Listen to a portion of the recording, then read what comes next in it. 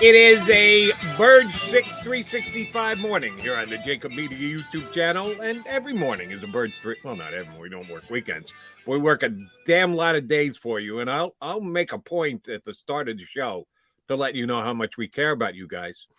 Yours truly, Johnny McDonald, with my partner John McMullen. How are you this morning, Johnny Mac? I am here, so that's positive. We're all day to day. Very good way to start the show. Every morning I get up, get ready, get some breakfast, usually a bowl of cereal and coffee, and I flip on the TV while writing down some notes for the upcoming Birds 365 show, and I throw the TV on. I throw the TV on today, Sportsnet Central on NBC Sports Philly. Usually they've got at least one Eagle note in there, either Barrett or Ruben Frank and Dave Zingaro doing a little drop in with their podcast or something along those. Today's episode was yesterday's episode. They re-aired the Sunday night into Monday morning episode. And here's Temple against Cincinnati on Sunday. Excuse me, hello, it's Tuesday. So I got absolutely nothing from them. All right, so let's put on Good Morning Football, which they don't start till 7 a.m., but at least by 7 o'clock you flip it over, see if anything breaking news in the NFL. Oh, re-airing of games in the National Football League. Now, that was the case yesterday and again today, which means Good Morning Football is probably out this entire week, which is quasi-understandable. They'll be back next week, Combine, big week, blah, blah, blah.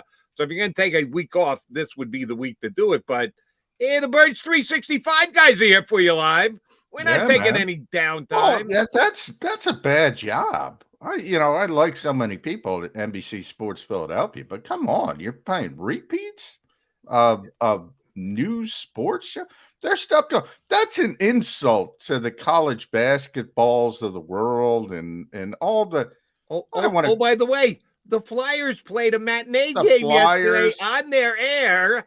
And they're going back to show you the preview of the game that's already been played this morning. Now, the NBA obviously had their All-Star weekend, so that makes it even more difficult because you don't have NFL, you don't have NBA. But come on, I mean, if you're a sports show and you're covering sports as a whole, you got to be there. You got to be there. We're always here at Birds 365. Well, we took a week off, but whatever. And it was 2 half a weeks rather than 1 full week, so we kind of broke it up for you around the Super Bowl. But glad to be here with you still guys. Got the YouTube channel, so it's still 24/7. It's still 365. And like, share, and subscribe. There, I got it in there. Thank you very much for that. Got to keep that algorithm growing. Yes, we are the Mac and Mac guys, McMullen and McDonald, hanging with you. We'll give you 2 hours of football conversation today. Jeff Kerr, CBSSports.com, fill in for Johnny Mac when he has to be COVID tested, which, by the way, when was the last time you took a COVID test? Long time ago. Gee, the last one during the regular season. I mean, long time ago. Are you kidding me? Well, by the way, I was thinking about COVID test compared to me. You had one like 20 minutes ago. Yeah. Well, I was thinking about it, and I'm saying, when I got a cold, I'm like, well, should I take a test? I'm like, why am I taking a test? Who cares? I've never understood. Okay, I know, but I got to do the same things anyway. So now if I had to go somewhere, I had to go to a game, you have to take the test. There's a means to the end. But if I got a cold now, I'm like, I hope I don't have it, but I don't really need to know that badly, do I? I don't know. Nor do I. That's why I haven't needed to take a COVID test, because I go to my computer to talk to you every single day. Yeah. Or I hop on my other set of headsets. Now, if I had to see you in the studio, I probably would have gotten one. Because then I would have said, well, I don't want to get Jody sick. I'm a decent human being. But I'm in my room by myself. Well, what? Who cares? I actually did go out yesterday to lose money. I made money over the weekend betting on a couple of horse races, so I had tickets to cash. So let me see. I handicapped a race at the fairground. I couldn't pick my nose, but I did actually get out yesterday, so maybe I should get a COVID test. But not right now. We've got 2 hours. Interestingly, when I leave the house, Jody, I always lose money. At least you have a chance to win some money. If I leave the house, I'm spending money somewhere, so I'm losing money. The way I look at it, I've tried to explain it to my wife. You lost again? I said, yeah, but there was the chance I was going to win. When you spend there's never the chance of an addition to the bank account, only subtractions.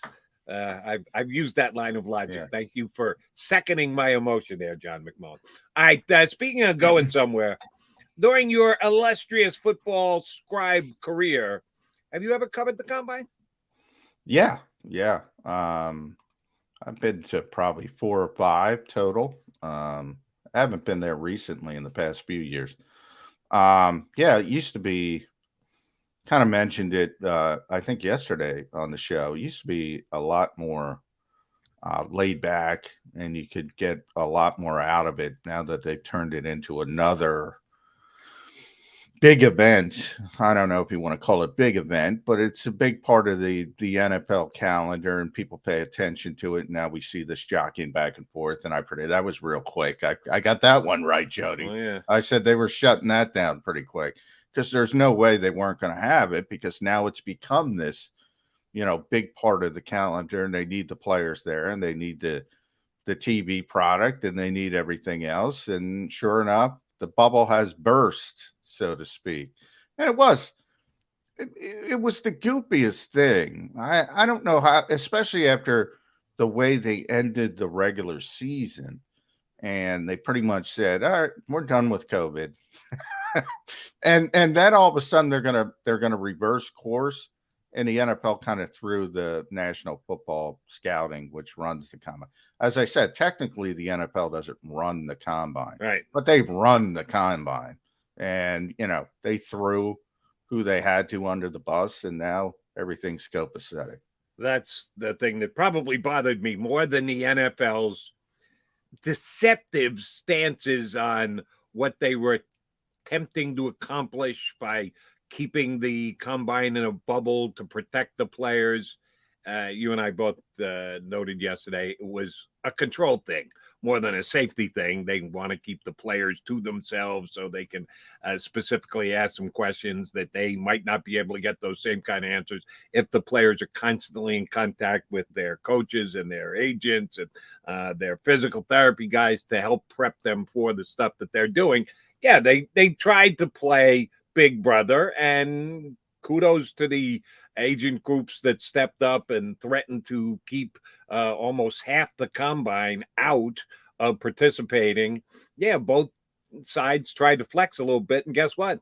The agents won the flex because they said, we'll boycott the damn thing. You want our players there? You got to have to lighten your restrictions, and that's exactly what they did. So good for them, which even unto itself was a little weird because it's the NFLPA taking a stance, and these aren't NFL players yet. They don't really have standing to be taking a stance like this, but damn if they didn't make it work. Well, I don't think it was, it was right. You're right. It was the agents, which I don't know, by the way, is necessarily a good thing either, because I envision, the last thing you want is an NBA like setup and power shift to where the players, now some people would say that's how it should be. I don't think that's how it should be. And I think you've seen it in the NBA. There's unintended consequences to that. The best case world is everybody's a partner and everybody shares relatively equally and everybody's happy. But we know absolute power corrupts absolutely. That's the old saying. And doesn't matter. It's two sides of the coin. If agents are in control, too much control like they are in the NBA, it's a bad thing. If the owners are too much in control, it's a bad thing. So you want to find that nice middle ground. But I got to tell you, I'd rather have the NFL setup than the NBA setup. That's just me. So. And by the way, that middle ground is sometimes very difficult to achieve. We're seeing that right now in Major League Baseball. They do not have a collective bargaining agreement, and they've already pushed back the first week of spring training. We're only 6 days away from baseball saying, yeah, guess what? We're going to have to refigure our schedule. We're going to have to cancel games at the start of the season.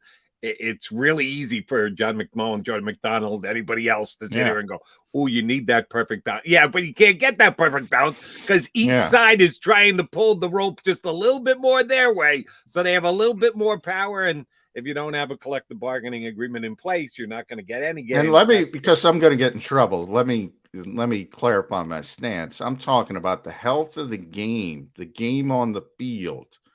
I think it's the NFL setup is better than the NBA or Major League Baseball setup, and that's part of the reason for the success of that league.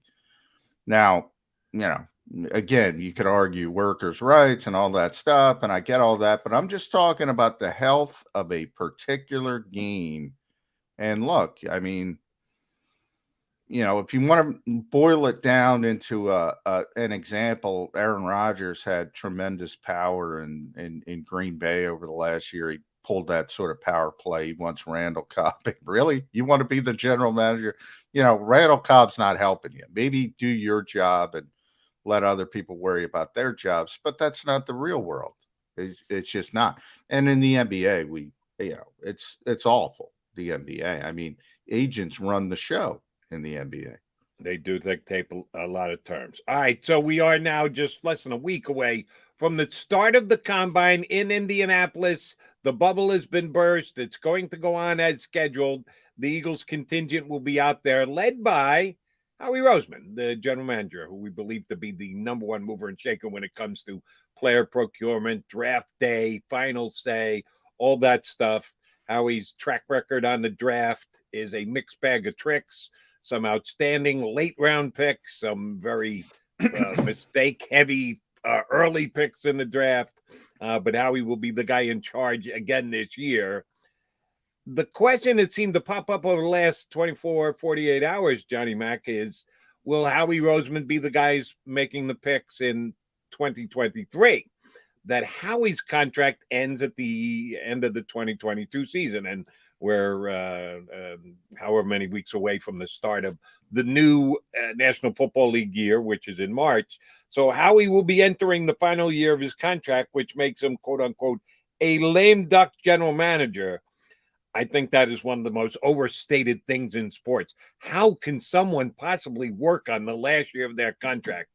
Easy, do the work. I'm going to disagree with you there, Jody, but there's a number of layers to this story.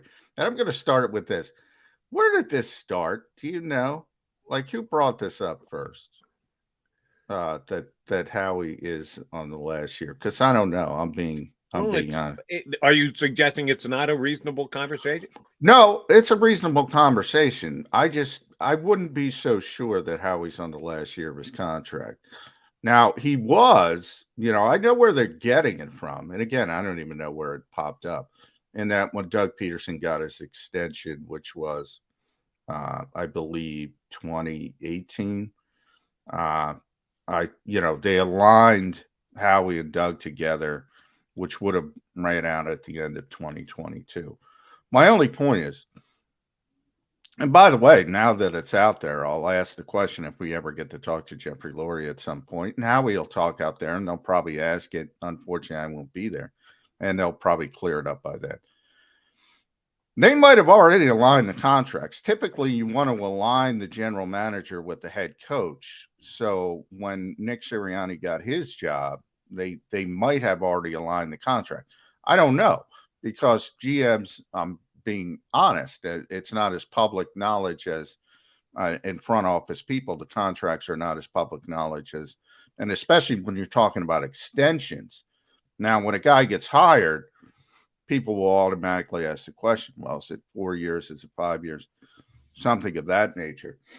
So, excuse me.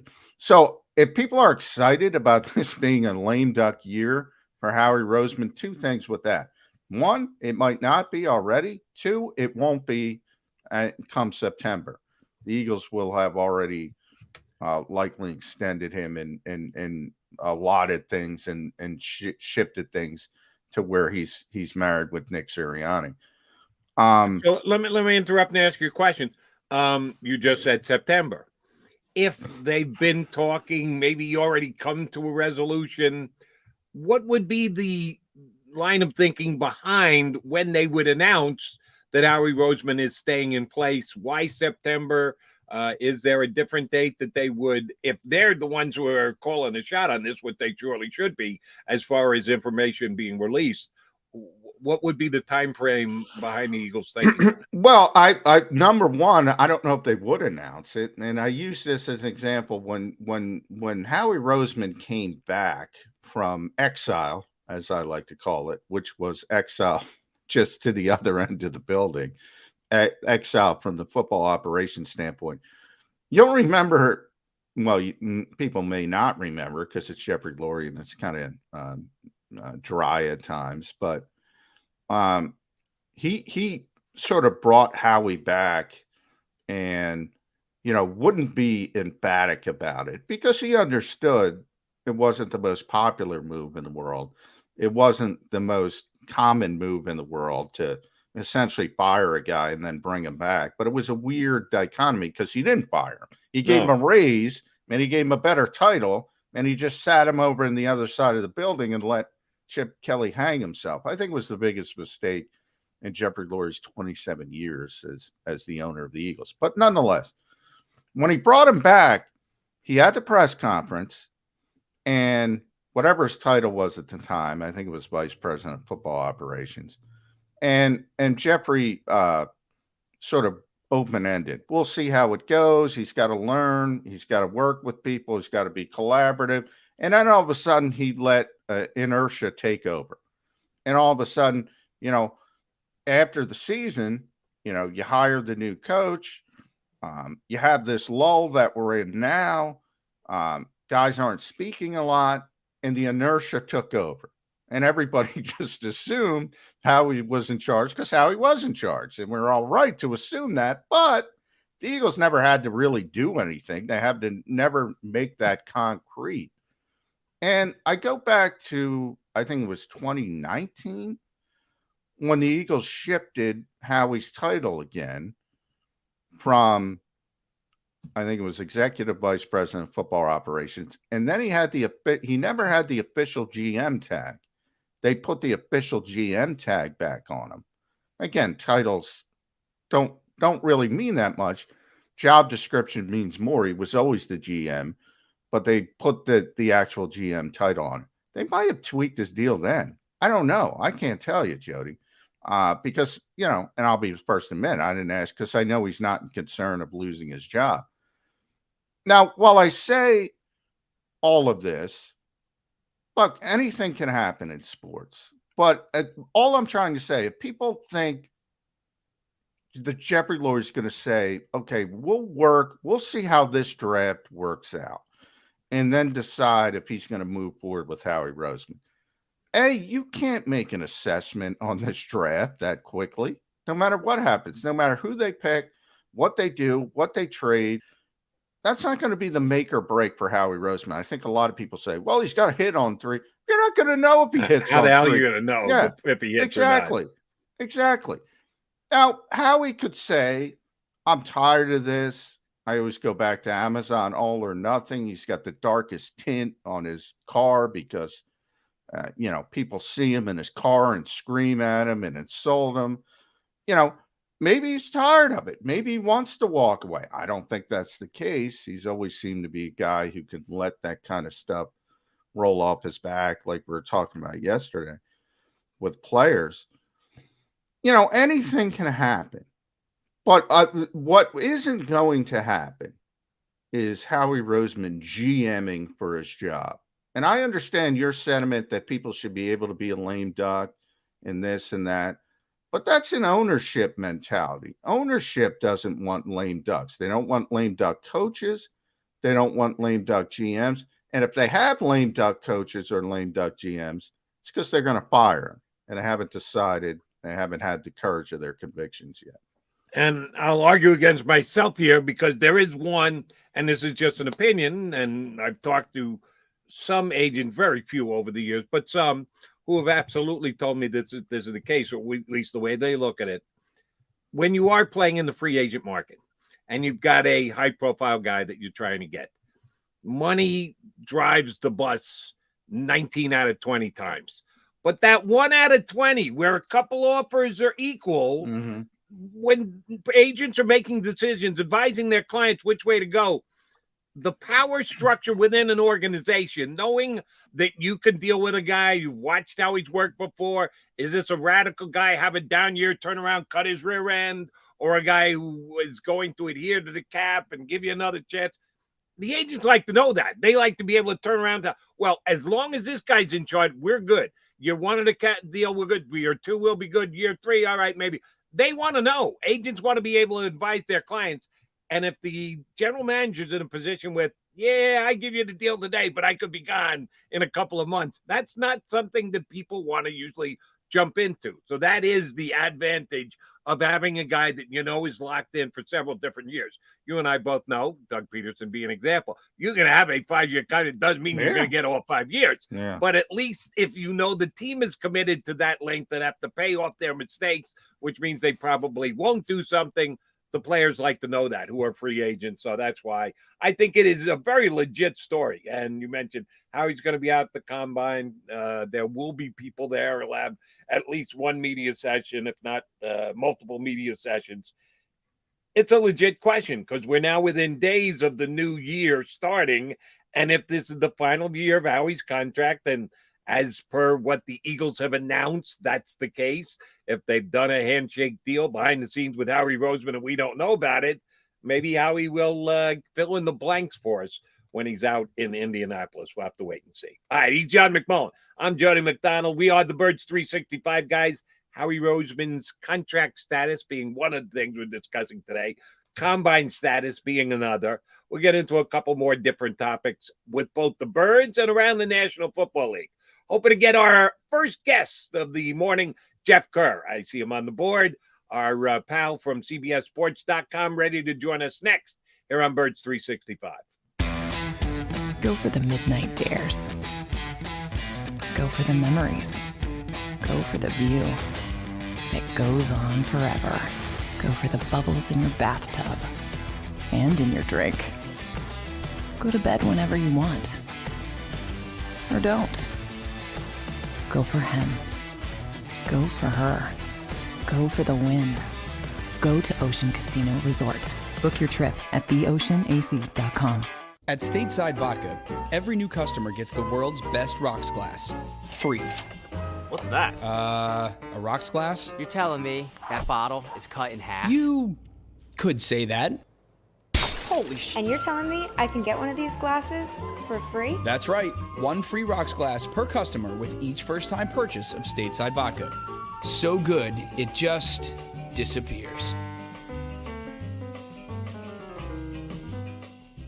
Imagine for a moment that you went to work today and when you came home, you were catastrophically injured. Your life and your family's life. That's what happened to union construction worker Mike Little. I was scared of what the end was going to be, but to be 100% honest with you, I knew I was going to be all right just by talking with Brian. In my heart, I just knew everything was going to be all right. Call the firm and find out why they say, "We got this." Call 215-458-2222.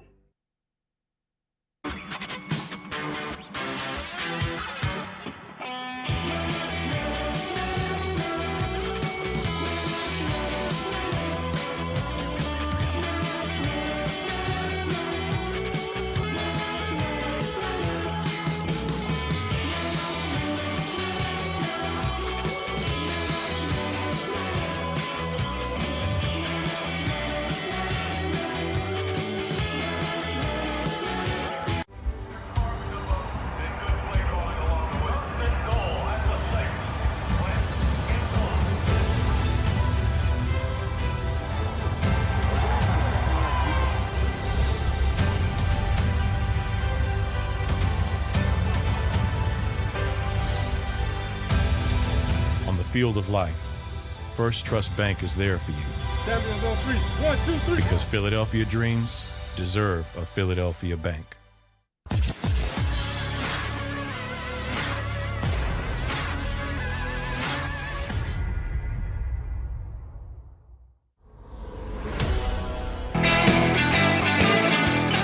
You got your Maga Mac guys here on Birds 365. Jody McDonald, John McMullen. We are joined by a guy who looks like he's ready to move off campus in his Ocean's backdrop there.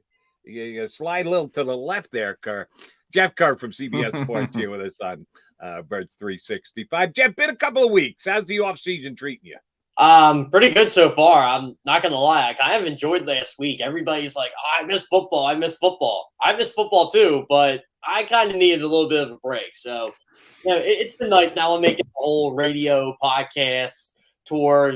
Actually starting to reply to some emails that I'm actually able to get to. And it was weird. Yesterday I was talking about the Chiefs, talking about the Chargers, I think I'm talking about the Cardinals later this week. So it's going to be an interesting all season for sure, because everybody seems to have these quarterback conundrums, or they're having these, how can we make the playoffs, or how can we build this roster? And obviously it's the same stuff that's going on in Philadelphia.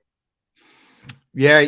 Well, number one, I would say, Jeff, is I'm shocked you're not excited about the USFL gearing up. That's exciting stuff. I just ranked the uniforms yesterday, McMullen. Yeah. Did you? The Breakers. Did you go Homer? You didn't go Homer on us, did you? No. Did you go go Stars number one? No. Stars not number one? No, Breakers were one. I had the Stars too. I always loved the Stars unis, but I thought the classic look for them was they needed to do that. I said I think what separated them from the Breakers was the Breakers just went, you know what, we're going to go against the grain. And what we're going to do is we're going to actually make decent uniforms out of this. And the whole baby blue, dark blue with the silver helmet thing, that just seemed to work. It worked in the 80s.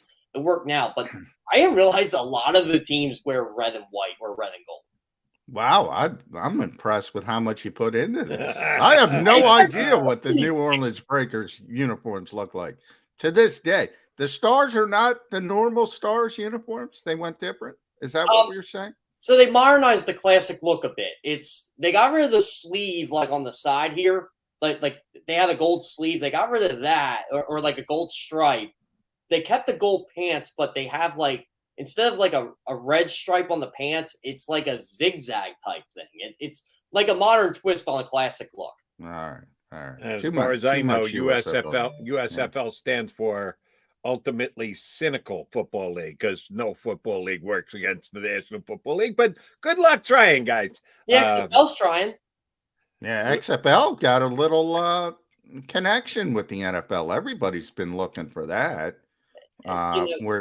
Where the XFL and the NFL are going to marry up to test rules and things like that in a spring, which I think is good. They need some rules testing, and the XFL was pretty innovative. The 2.0 version. I still say, for people that watched, and I know that's probably very few, that kickoff should be adopted at all levels. The XFL kickoff.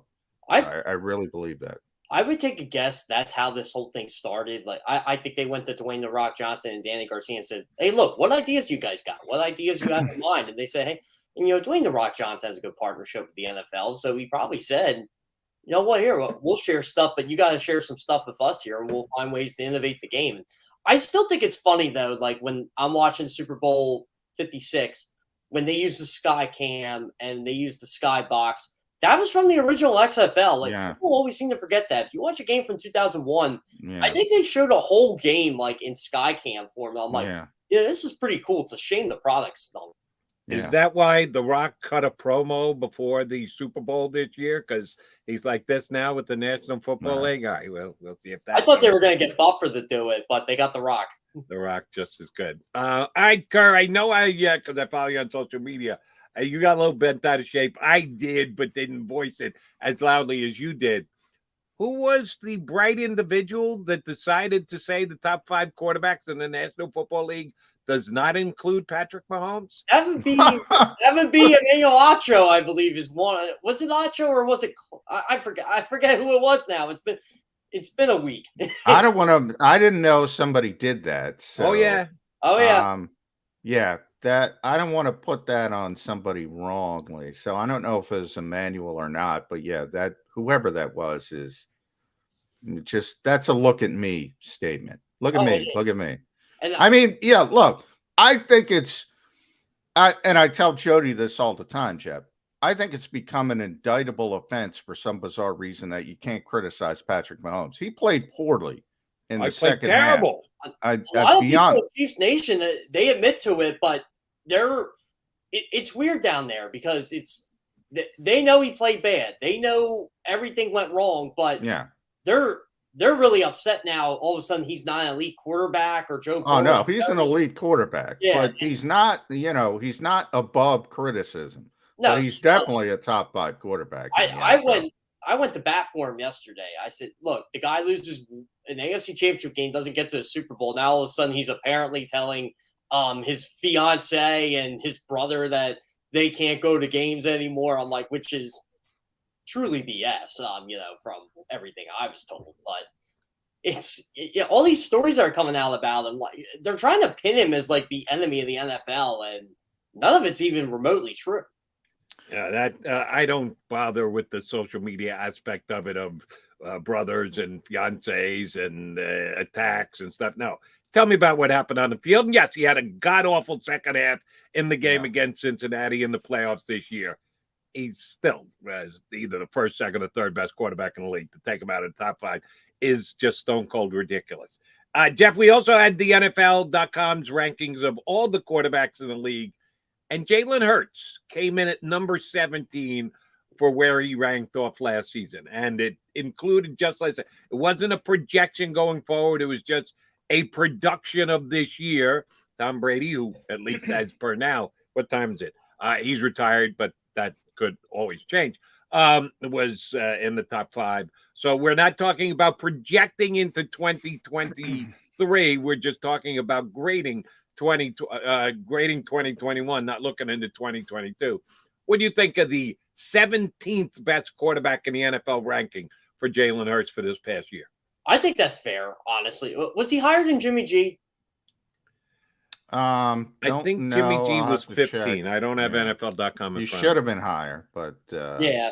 So I look at it this way. I thought Jalen Hurts had a good year. I don't think he had a great year by any standards. If someone would have told me in August when I was on with you guys that Jalen Hurts would throw for 3,000 yards and rush for 750 yards, I would say, all right, that's a pretty good year. Maybe the Eagles have a shot at the playoffs. Well, they did do that, and they did make the playoffs. And Hurts got better as a passer, I thought, as the year went on, and maybe that's because Nick Sirianni changed the offense a bit. This is why I'm for giving him another year. But it's also hard when you have the draft capital to go get a guy like Russell Wilson. The only difference between the Eagles and the Rams is, if we're going to compare apples to oranges here with, Matt said, the Rams had a Super Bowl caliber roster. They just need an upgraded quarterback. The Eagles need a lot for their roster, which is why I'd rather use those draft picks and try to improve at linebacker and try to help this defense out. Maybe get another wide receiver in there. I think they should go the free agent route for that, but I am not against Jalen Hurts coming back in 2022. Well, let me flesh that out a little bit, Jeff, because, and I hear what you're saying. I mean, the Rams made a Super Bowl. They have 2 Super Bowls in, Sean McVay's 5 years. Now they have 1 Lombardi trophy. So we look at that team and say, okay, they're a Super Bowl caliber roster. But, look who they're playing in the secondary other than Jalen Ramsey. Look at who's making an impact at linebacker in the biggest game of the world, 3rd round pick. Yes, they have Aaron Donald, they have Von Miller, they have Odell Beckham Jr., but he got injured. They're playing us. By the time Odell Beckham went down, I mean, that wasn't the plan. Robert Woods went down first, then OBJ goes down in the second half. Van Jefferson, for whatever reason, maybe because his wife was about to go into labor, certainly didn't seem to be playing a good game on Super Bowl Sunday. And then all of a sudden they're relying on Ben Skoranek with Cooper Kupp. I mean, yes, they have Cooper Kupp, who was a superstar, also a 3rd round pick. Are they really that different, the Eagles roster and the Rams roster? The Rams roster is very top heavy with superstars, but they got a lot of role players filling in the offensive line. The entire offensive line is a 40-year-old guy and a bunch of 4th and 5th round picks. Is it that big of a difference? I look at the other side, Jeff. I'm saying the defensive line, there's a big difference. That's where I'll disagree. I think on the defensive line's a major difference because you have generational player like Aaron Donald, a generational player like Von Miller, who they acquired, by the way. So Yes. I give them credit for that. And that's where I said it's definitely top heavy. Look, the top, no doubt about it. The Rams have the marquee players, they have the superstars. By the But way, I have to point this out. We didn't even mention like the Eagles are free agency yet, but the Eagles are probably getting the biggest acquisition back in Brandon Graham. I don't know if he's going to be the Brandon Graham of old, but you're still getting him back. And I think that's going to help a defensive line that how many sacks did they end up with, McMullen? Was it 19? not a lot. They were 31st in the National Football League, next to last in team sacks. They had the weird, because they were top 5 in all the advanced stats when it came to pressure percentage and pass rush win rate, and they're bottom 5 in sacks, which like never happens. It was a weird sort of anomaly. How do you get there? I think, and I tell Jody this all the time, I get it. I see him shaking his head already. I think finishing on the pass rush is a trait. I think it's a skill. I think some people have it. Some people don't. Von Miller's a perfect example. One of the greatest pass rushers of all time. Brandon Graham's the example of the other side. Really good player, creates a lot of pressure, but doesn't finish well. I think that's a trait. But I also think if you're getting to the quarterback, if you're getting around the quarterback, ultimately those sack numbers will. I think it was a bit of an anomaly. The Eagles were that low. Let me jump in here, Jeff. I'll get you in a second. Here's my issue with that pressures and quarterback hurries are just slightly less than actual sacks and like. Says who? If it's a subjective as to whether a pressure or a hurry is successful, well, then it's subjective. Here's what I know. A sack's a sack. There's no debate involved. There's no subjectivity involved. A sack is a sack. And that's why, yes, I'm always going to prefer sacks over just quarterback pressure and hurry. If someone who I trusted designated a hurry as a successful hurry, a non-effective hurry, well, then a hurry would be important. If we don't know exactly what a hurry ends up downfield occurring, what the hell's a hurry? Well, but can I say, and I got to get Jeff in, but I just want to, because Jody and I we're getting Jeff in the middle. We always have this discussion. 4th and 1, Jody, there's an example. Aaron Donald, look, sack would have been great. Hurry. That was a successful hurry. But there are hurries where a guy completes a 55-yard touchdown pass. Okay, he got his hand on the quarterback. That's a hurry. And he got rid of it, and the guy caught it for a touchdown 55 yards. And by the way, if Joe Burrow makes the play, and like I said, Samaji Perine is a better pass receiving back. Who knows what happens? Then it doesn't work. Sacks are never bad, I always say. And then I point out this. Okay, highest pass rush win rate, right? Number 1, Los Angeles Rams. They get there. Number 2, Carolina Panthers. They get there. Number 3, Cleveland Browns. Myles Garrett. They get there. Number 4, Philadelphia Eagles. They didn't get there. That's why I said it was an anomaly. If you get there and you get there, most teams that get there, like pass rush win rate, always aligns with sacks. This year it didn't with the Eagles. I'm saying that's an anomaly. If they keep doing that, it will go back to normal. I'll say this about pressures and hurries. My high school football coach, who was ahead of his time on this because pressures weren't a thing, but he would teach us about pressures. And he's an old school guy, but he said pressures get you to play, and if you're a pro, pressures will get you paid. And I think when I look at a lot of defensive ends around the league, they get on Hassan Reddick because he doesn't get a lot of pressures, but he finishes a lot. And like you said, McMullen, Carolina, 2nd in pass rush win rate. Hassan Reddick got home when he had the opportunity, but he only made, $8 million this year? He was probably worth more than $8 million, and he probably should get more on the open market. But he's a guy that he takes advantage of the opportunities when he does get to the quarterback. So I think, to me, it's, if you're getting there and you're at least getting the quarterback to move out of his spot, you're doing your job. Yeah, and it helps that Brian Burns. Brian Burns is really why Carolina is at the top. And, if you have a Brian Burns or a Myles Garrett or a Aaron Donald, That's going to make it easier for everybody else. The Eagles don't have that guy. They got to find that guy. And that's what they're going to do in the draft. I think they're going to get an edge rusher. I think they should use a pick on a player like that. Like, not a defensive tackle, but someone on the edge, someone who can play, like, maybe even an Anthony Barr type role, someone who can actually. And then my point is, if you get that one last piece of the puzzle, the rest of it falls into place and everything looks great because you're already getting the pressures. But by the way, McMullen, is there any way the Eagles would get Anthony Barr? He is an unrestricted free agent. Yeah, I don't think he's going to get paid that much. I think he's going to re-sign in Minnesota because Minnesota is going to shift to a 3-4. And I think they're excited about turning him into what he always should have been, which should have been a 3-4 edge rusher, more of a, and those things are 4-3 versus 3-4 doesn't mean as much as it used to be. It's just edge rushers, and he should be an edge rusher. I don't think the Eagles, if you think the Eagles are going to move him to Sam linebacker, I don't think he wants that. I don't think they want to pay what it would take to get him at that particular position.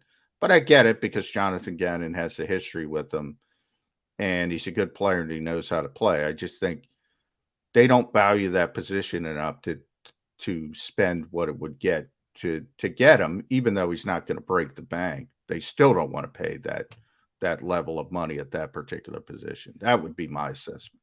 JK, I want to get your league-wide take on a move that came down over the past week in the NFL. And shoot, I got calls about it on WIP that the Eagles should be interested in acquiring a specific coach.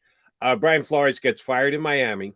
Shortly thereafter, he files a lawsuit against the National Football League because of discrimination, a class action lawsuit, which no one had signed on with him just yet.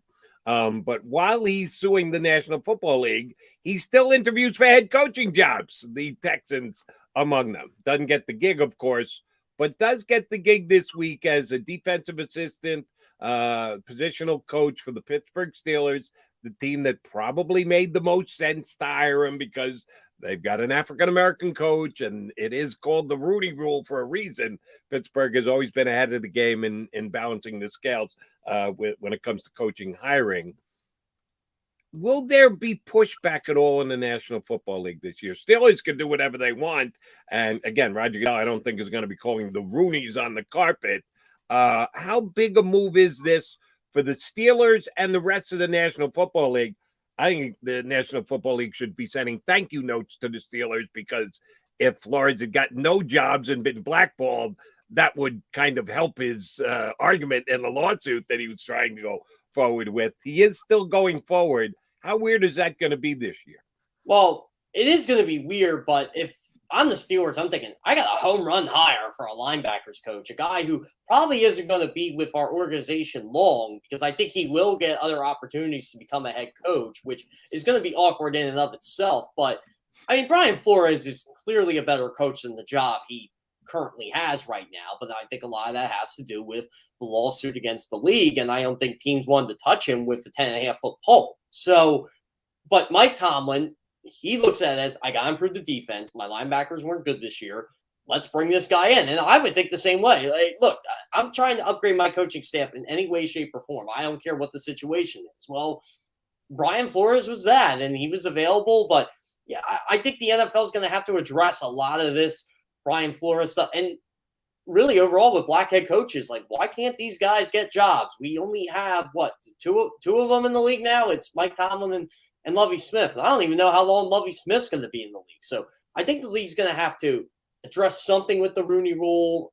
They're going to have to do something. And that's what is concerning to me. It's because there are a lot of guys I feel – I don't want to say they shouldn't be head coaches, but I feel like they're getting better opportunities to become head coaches than everybody.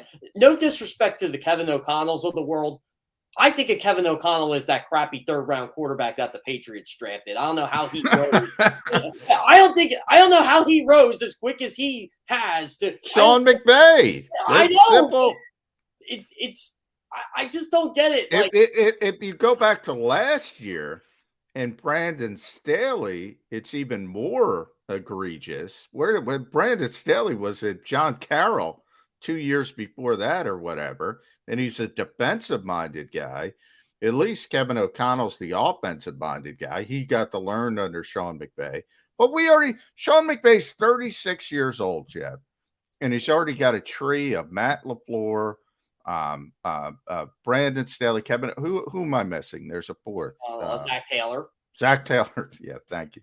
I mean, it's ridiculous. You're sort of, and now it'll be they're bringing back somebody from Louisville. I forget his name, or Kentucky, somewhere to be the offensive coordinator. Yeah, Kentucky's offensive coordinator got the offensive coordinator. Yeah. He'll be the next in line. That, you know how this league works. And that right now, if you touch the robe of Sean McVay, you're going to be a head coach in this league. And it's just funny, until about 3 weeks ago, it should be if you touch the robe of Andy Reid, you should get a head coach job. And used to be.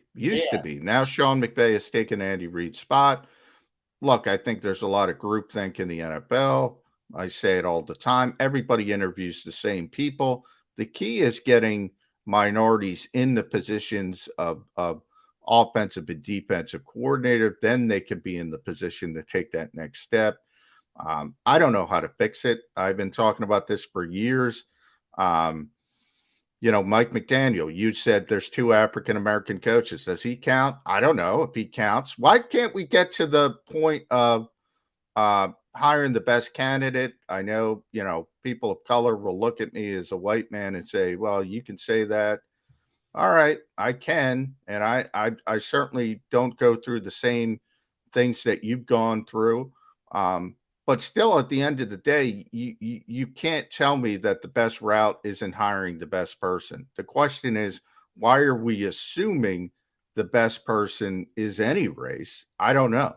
I have no idea. Why can't the best person be the best person? But that's pie in the sky. Exactly. And, when the Dolphins hired Mike McDaniel, I'm like, I get it to an extent, but I'm like, okay, Eric Bieniemy would work in that role. Why didn't you give him a shot? And I know. But here's where I'll say about Eric. Now, Eric is a hot button issue, but you might remember going back to when he was thinking about getting the Colorado job. He had a lot of issues in his youth that scared off Colorado, where he went to school, and he was a heck of a running back. And there's a lot of people in this league that were scared off by that, and scared off by the potential PR hurdles if they were to hire him, because it would bubble back up to the top and all that kind of stuff. But there are other candidates. I look at Thomas Brown and with the Rams. So here's the biggest egregious part. You bring up Kevin O'Connell. Kevin O'Connell brought Wes Phillips to be his offensive coordinator. He's the son of Wade. Yes. So now you have minority issues. You have nepotism issues. You have all this into an ugly stew. Thomas Brown's the assistant head coach there. He's an African American. I can tell you, we only got 10 minutes talking to the assistant coaches or so. I got to talk to Tom. He was the most impressive assistant coach in the whole lot. He was more impressive than Sean McVay and Zach Taylor. Now, 10 minutes is 10 minutes. Obviously, there are other things to it. Why isn't he getting more looks? That to me is a fair criticism. I can't tell you if Mike McDaniel is going to be a better coach than Eric Bieniemy. I can't tell you if Kevin O'Connell is going to be a good head coach, and neither can anybody else. So I don't feel comfortable saying so-and-so is a good candidate, so-and-so is a bad candidate. So this is what upset me. People were upset at the guys Doug Peterson brought in. I'm like, you mean Press Taylor, a guy he trusts, Mike Caldwell, a guy he trusts, Jim Bob Cooter, a guy he trusts. Like, I'm sorry, like, if I get hired as a head coach, I'm hiring the guys I trust. It's because I want to succeed. And, I don't know. Yeah. I don't have that circles, but, it was like when my buddy got hired as head varsity football basketball coach at Oxford. He brought in guys he knew, guys he trusted. I was one of them, and it's a 5-man staff, and we all been together for years. We all know each other. We all know what each other's thinking, and it helps a staff, and that's what I think. Yeah, that's how it works. I mean, Nick Sirianni brought in his guys. Kevin Patullo, Shane Steichen. The crux of that offensive coaching staff, they're all best friends. That's how it works, unfortunately. Well, look at Dan Campbell brought in Aaron Glenn. They're close. It's I think Aaron Glenn's going to be a head coach in the NFL someday. It just seems like he's going to be one of those. He got a couple interviews, and from what I heard, he impressed in a lot of them. But he's only been the coordinator for 1 year, and I don't think they wanted to jump that ship yet. But if you look at Tracy Walker and how good he's been with I think a lot of that has had to do with Aaron Glenn and his teachings. If you don't love ball, you had no chance to get a spot on Coach Sirianni's staff. That was a major prerequisite. Yeah. If you knew him, you were in an advantageous position, but you got to profess to love ball if you want to work on Nick Sirianni's staff. All right. They'll be balling out in Indianapolis next week, Jeff Kerr, and they just burst the bubble yesterday, which means a little bit more access for players to get their own conditioners and agents and friends and the like in to keep themselves in the zone that they want to be in to be able to work out. The NFL tried to make it seem as if, we don't run the combine, and we all know that that's not the case, that they pull all the strings behind the combine. The fact that the agents and the Players Association were able to flex their muscles a little bit and get significant change done here, good thing for football, bad thing for football, or just part of the nuts and bolts of the football system these days?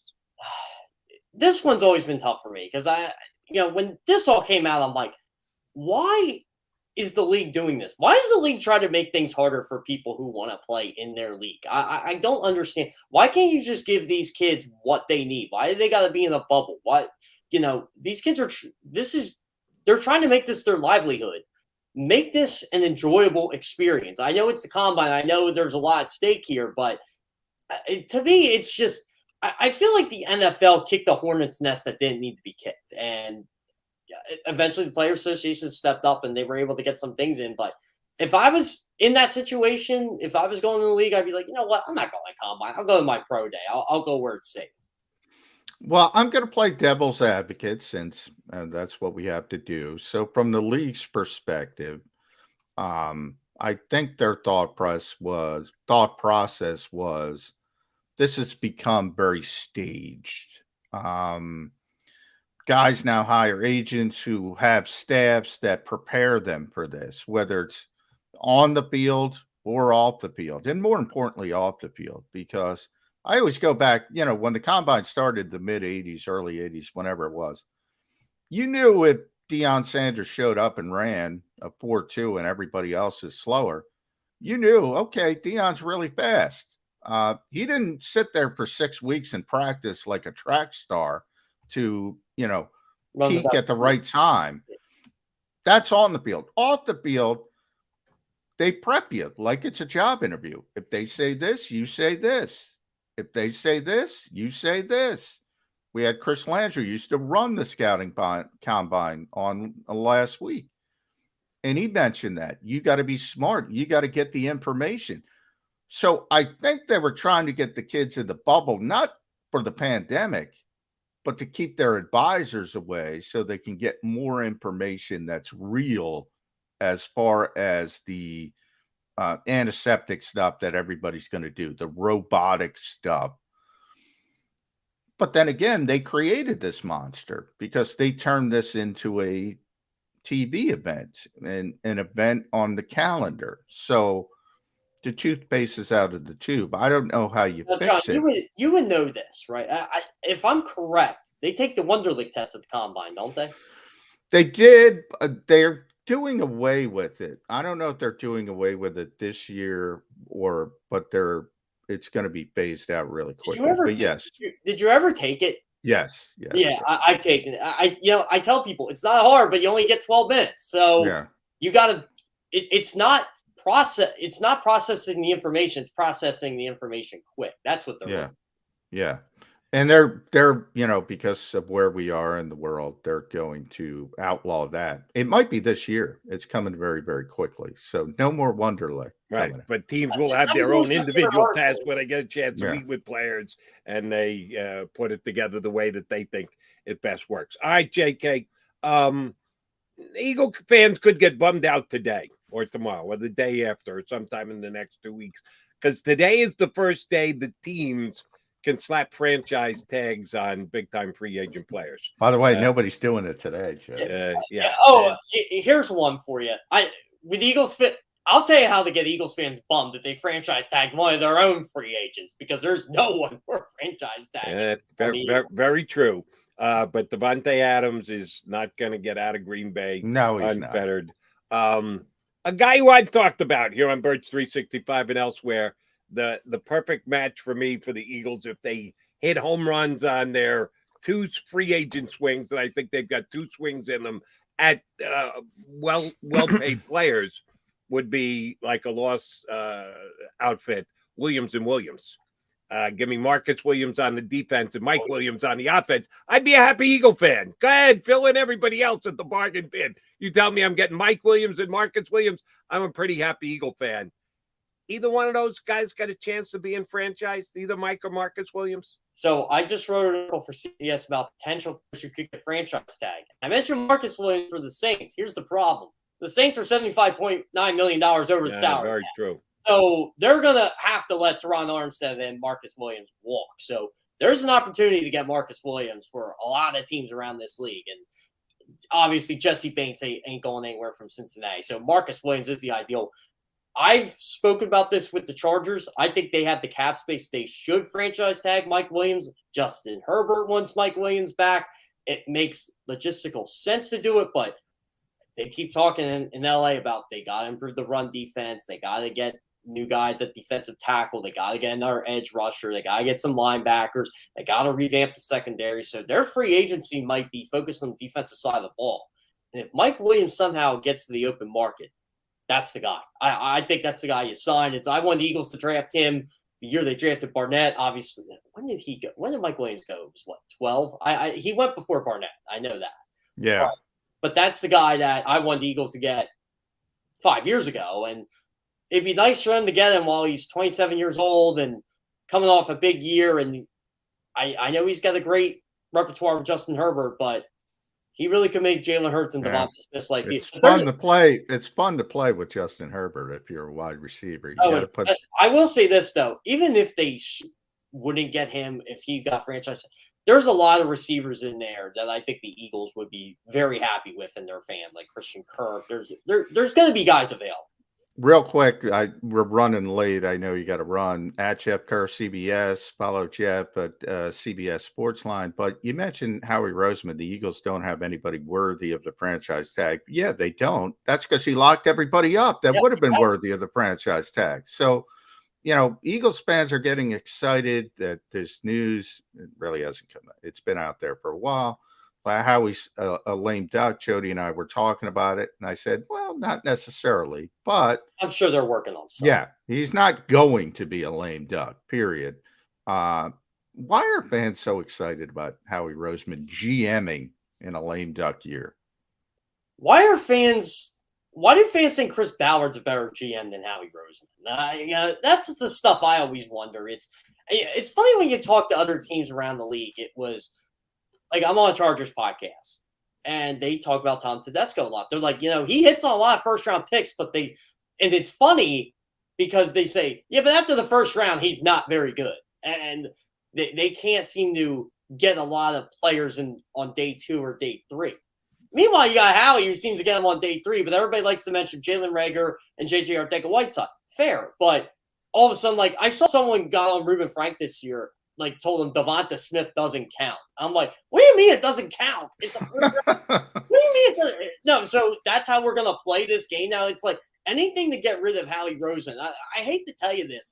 How many GMs are better than Howie Roseman right now? There's probably maybe 6 or. If I had to rank at worst, I got in a lot of trouble saying he was top 5. At worst, top 10. At worst, he's top 10 in the NFL. I think he's top 5, but I get eviscerated every time I say that. He's good at his job, and it's not just picking. It's also building the department, which, as we saw with Ian Cunningham and Brandon Brown leaving, the Eagles are well respected around the NFL. That's how I gauge things. Why do other teams think you're well run? Why do a lot of it has to do with Harry. All right, let me hop in for both you guys here before we let Jeff run. As John just noted, Cunningham and Brown both get gigs elsewhere. Any rumors at all about who the Eagles might be looking at to bring in from outside the organization to take their place in the structure that is the Eagles front office? Are they just going to elevate individuals into higher ranking positions? We've heard, read, or seen nothing that the Eagles have done to replace two guys who have moved on. Have you guys heard anything? I haven't heard anything. How about you, John? Remember, they already have Dave Caldwell in the organization, who's an ex-GM in Jacksonville. Right, they brought him in. So are you suggesting he's going to get elevated, or no? Is he just going to stay with what he's doing? Actually, I think that job isn't big enough for Dave Caldwell, to be honest. But typically with that particular job, which is the assistant director of player personnel, so essentially that was the right-hand men, because the Eagles split the job of Andy Weidel, who's the vice president of player personnel. Typically, they have promoted from within, as they did with Ian Cunningham and Brandon Brown. Anthony Patch would be next on the list. That would be my best guess as to what the Eagles could do. But they're always looking at talent, front office talent, as they call it. They've done it in the past with Andrew Berry and Dave Caldwell, as I mentioned, Catherine Raish. They continue to do it. The personnel stuff is on a different calendar. That'll probably happen after the draft, not before it, because their contracts go year to year after the draft. So that'll be the time frame of that. For that particular job, the history of the Eagles says they will promote from within. And the next guy up would be Anthony Patch. All right, good stuff. JK, always a pleasure, buddy. Appreciate you coming on board. We'll get you up when free agency kicks off. Thanks much for jumping in today. Always a pleasure, guys. I love coming on here. That is Jeff Kerr, CBSSports.com, and a guy who fills in for Johnny Mack and co-hosts with me here on Birds 365. So it's always good, even if on a guest level, to bring JK into the mix. All right, Johnny Mack coming back. We got a chance for a guest in hour number 2. Still to be determined by his schedule. We can try to get Les Bowen on. He said he'd come on, then he got his doctor appointment time wrong. So we'll see if we get Les up. I've got more things to bring up with Johnny Mack coming up next here on Birds 365. Go for the midnight dares. Go for the memories. Go for the view that goes on forever. Go for the bubbles in your bathtub and in your drink. Go to bed whenever you want. Or don't. Go for him. Go for her. Go for the win. Go to Ocean Casino Resort. Book your trip at theoceanac.com. At Stateside Vodka, every new customer gets the world's best rocks glass. Free. What's that? A rocks glass? You're telling me that bottle is cut in half? You could say that. Holy shit. And you're telling me I can get one of these glasses for free? That's right. 1 free rocks glass per customer with each first-time purchase of Stateside Vodka. So good, it just disappears. Imagine for a moment that you went to work today, and when you came home, you were catastrophically injured. Your life and your family's life. That's what happened to union construction worker Mike Little. I was scared of what the end was going to be, but to be 100% honest with you, I knew I was going to be all right just by talking with Brian. In my heart, I just knew everything was going to be all right. Call the firm and find out why they say, "We got this." Call 215-458-2222.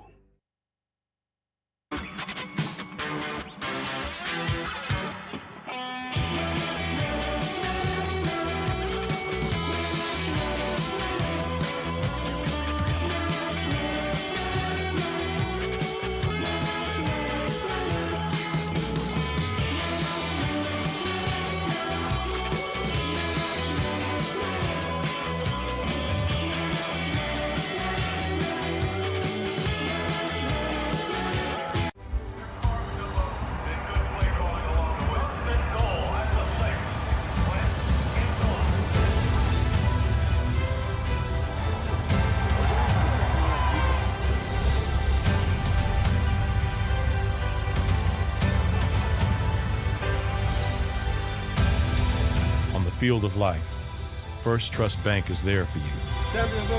1, 2, 3. Because Philadelphia dreams deserve a Philadelphia bank. You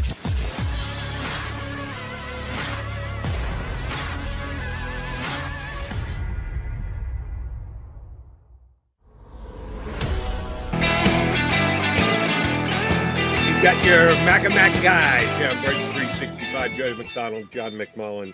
Hoping to hear from Les Bowen. He could hop aboard with us here during our second hour. We're going to have to wait and see on that. John, you mentioned something right before we went to break about the contract days on certain executives within an organization, that some end at one point, some end at other, depending on what their responsibilities are. On the personnel side, most contracts end after the draft date, part of the year where the draft has already come and gone. Which of the two executives who left the Eagles would you say was more of a personnel guy, a guy who, has been certainly involved in all the Eagle personnel meetings up until the draft and is taking that knowledge elsewhere? They were both strictly personnel guys. So when we talk about executives, and I would use it as Howie Roseman and Catherine Rach are sort of the all-encompassing when it comes to personnel and business, everything together.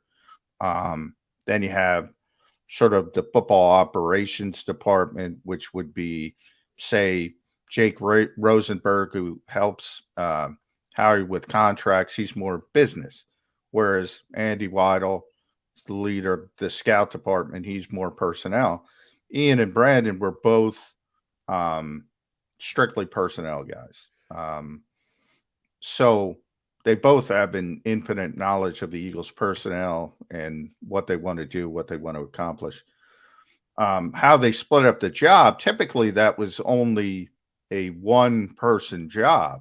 The Eagles, Ian was in charge of college, and Brandon was in charge of pro. Oh, right. And then they would mix in together, and they sort of created two people for the one job.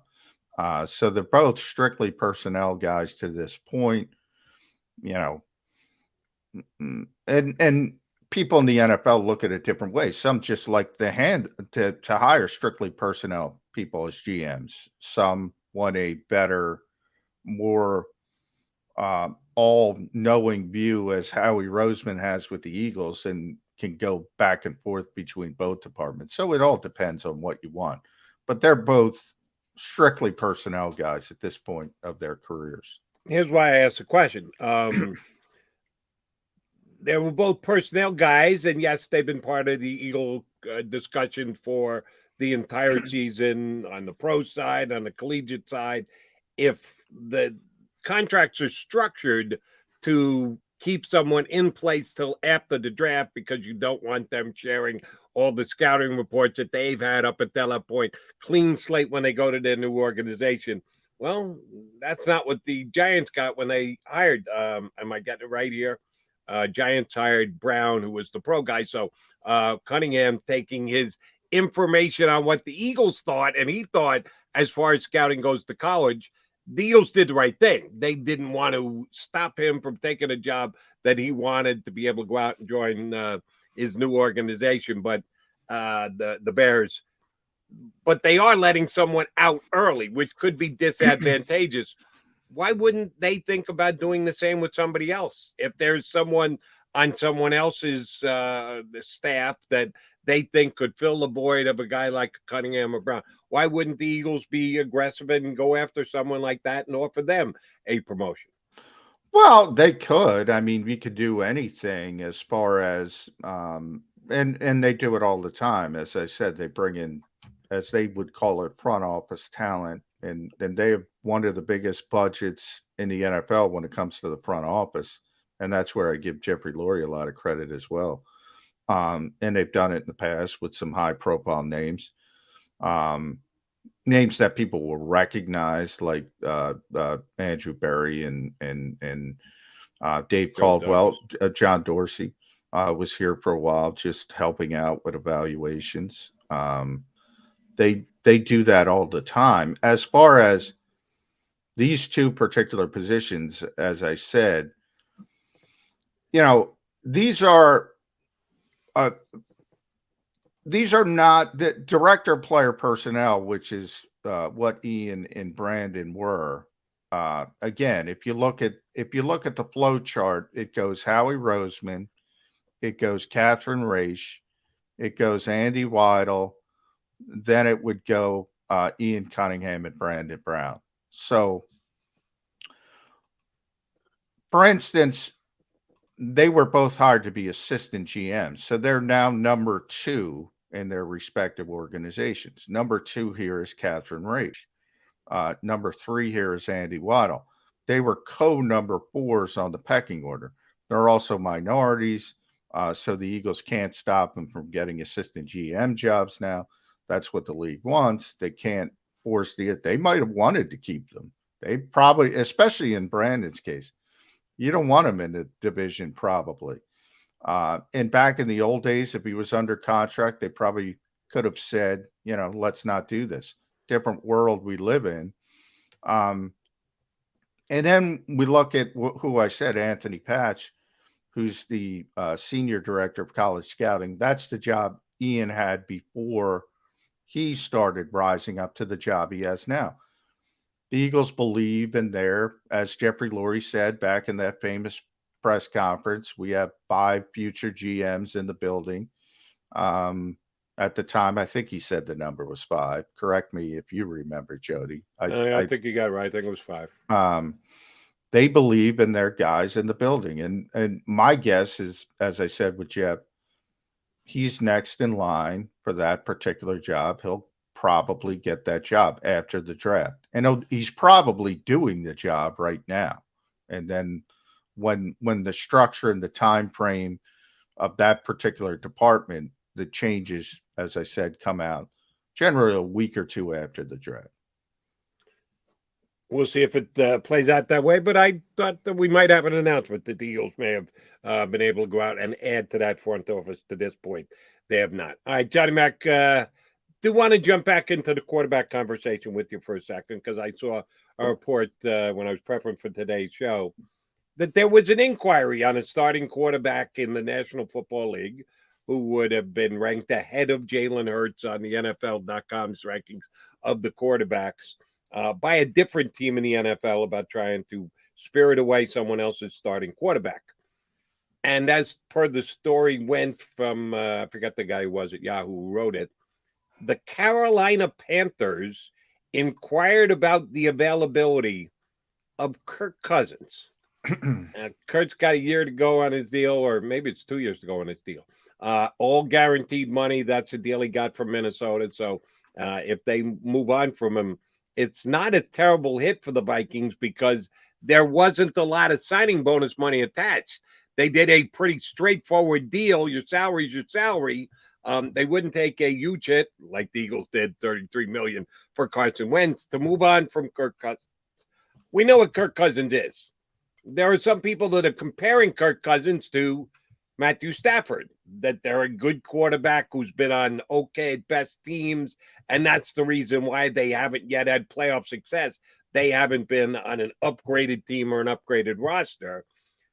I'm not the biggest Kirk Cousins fan. Some people are bigger Kirk Cousins fans than me. There are some people that just don't go bury Kirk Cousins, which I don't understand because he does. He's a numbers getter.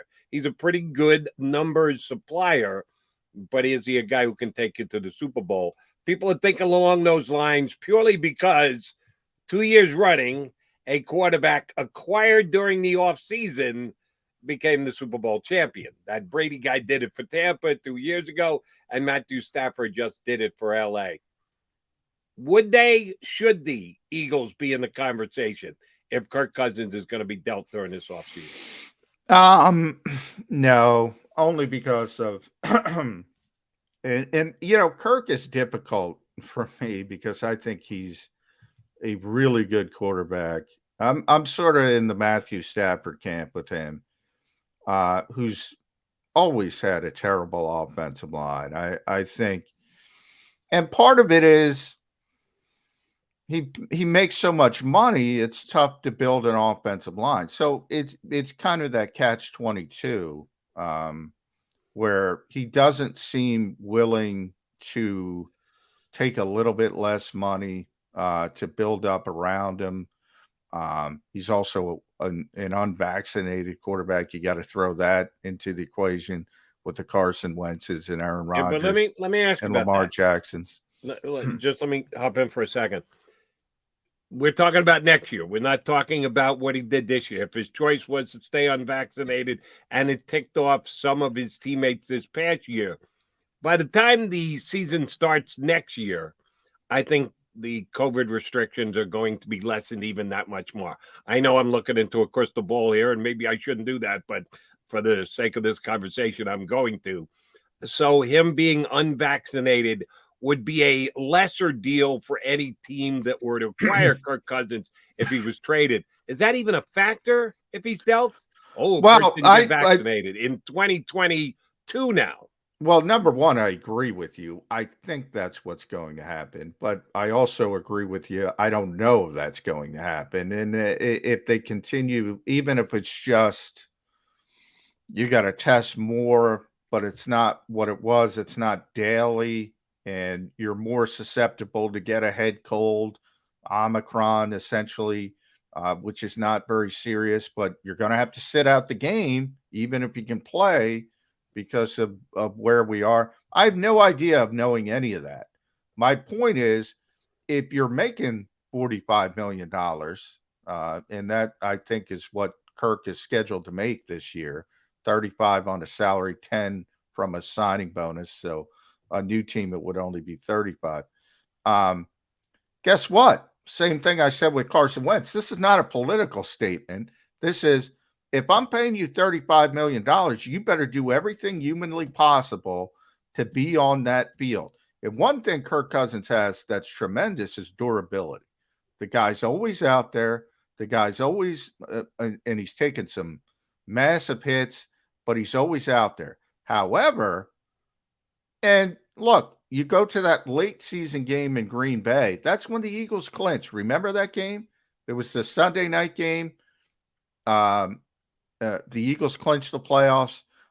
They needed Minnesota to lose to Green Bay, which they're probably going to do in Lambeau anyway. But you knew they were going to lose the game because Sean Mannion was playing quarterback because Kirk Cousins wasn't available. Now, they probably lose it anyway, but it's a very competitive game if Kirk Cousins is out there. My point is, biggest game of the year for his particular team, he's not available. Same thing happened to Carson Wentz. Same thing happened to Aaron Rodgers at one point when he was forced to miss the game. Same thing happened to Lamar Jackson.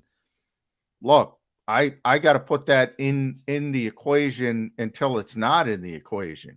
If I'm making decisions, that's got to be a part of it. I'm not paying a guy $35 million to not be doing everything possible to be on the field. Right, but here's where it's different. Kirk Cousins, you just ran down a list of the quarterbacks who chose to stay unvaccinated. They had all pre-signed their deals before they had gotten these mega contracts, before the knowledge that they were going to stay unvaccinated came out. The Redskins gave Kirk Cousins his big contract before the pandemic was a pandemic. So they didn't know that Kirk Cousins was going to handle his business this way. Anyone who was to acquire Kirk Cousins this offseason knows full well the guy took a hardline stance. He doesn't want to take the vaccination. So when you acquire him, you know what you're acquiring. So it's less of a big deal for that acquiring organization. If it's that big a deal, well, then you just don't acquire him. So the team knows it, and his teammates should know it. It shouldn't be like, well, what do you mean our starting quarterback isn't getting vaccinated? Oh, you know that the day you acquire a guy like Kirk Cousins. So if he is traded, I don't think that's a reason to say, well, shame on him for that. Well, no, you know when you're acquiring him, he's already taken a stance, and the team's got to factor that in when they decide to acquire him to begin with. No, I agree with that. No question. They do, and they will factor it in. I'm saying if I'm the Eagles, I'm factoring that in. That's my point when you're saying, but I got to tell you, and pro football, we talked about advanced stats with the pass rushing. Now I'll talk about it at the quarterback position. They just came out with their quarterback annual, all these advanced stats, and my eyes roll over basically half of the time when I see these things. But and this just came out yesterday. Kirk Cousins is like top 5 in everything with a clean pocket. Everything. I mean, when this guy is protected, he is one of the best quarterbacks in football. And the Eagles have a good offensive line. The Vikings have a bottom 5 offensive line. And that's been where the issues kind of stem from. So it is only that. I put that little thought in the back of your head.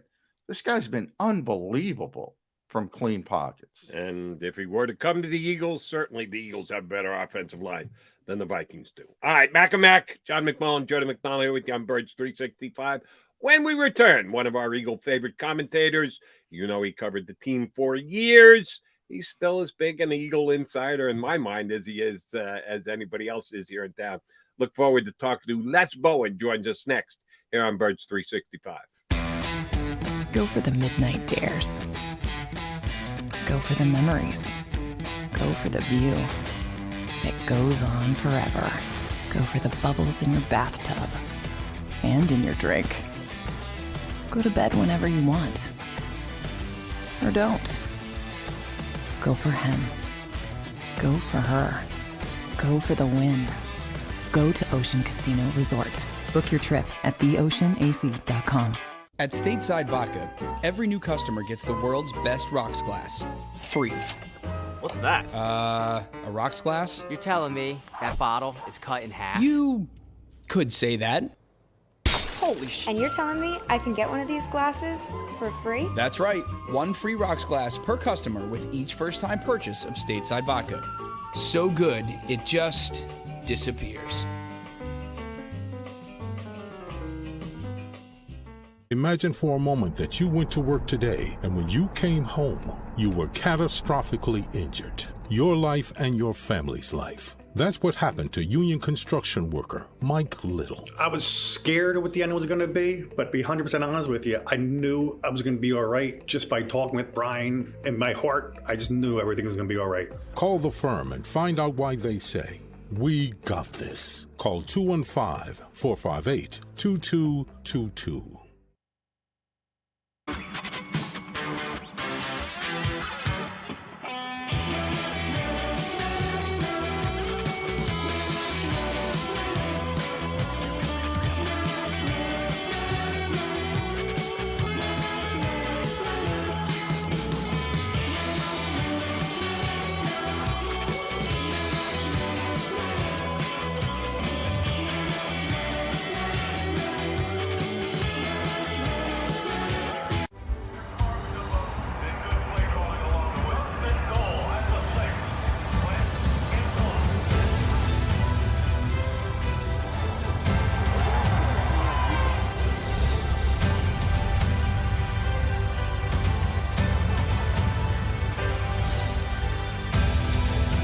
Field of life, First Trust Bank is there for you. Champions on 3. 1, 2, 3. Because Philadelphia dreams deserve a Philadelphia bank.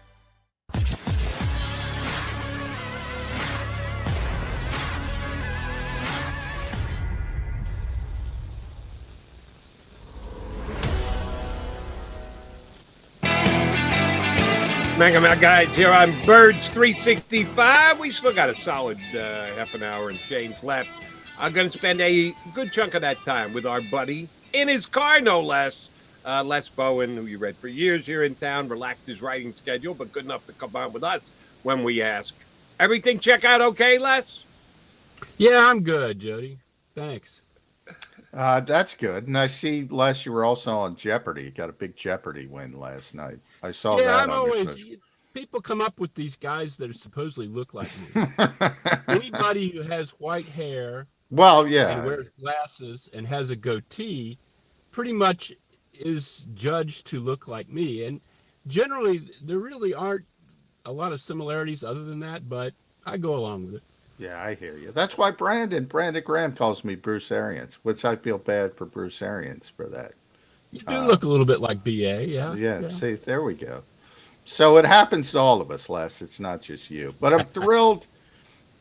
Thrilled you're good from your doctor's appointment. Thrilled you're on the show. And I want to start with Howie Roseman.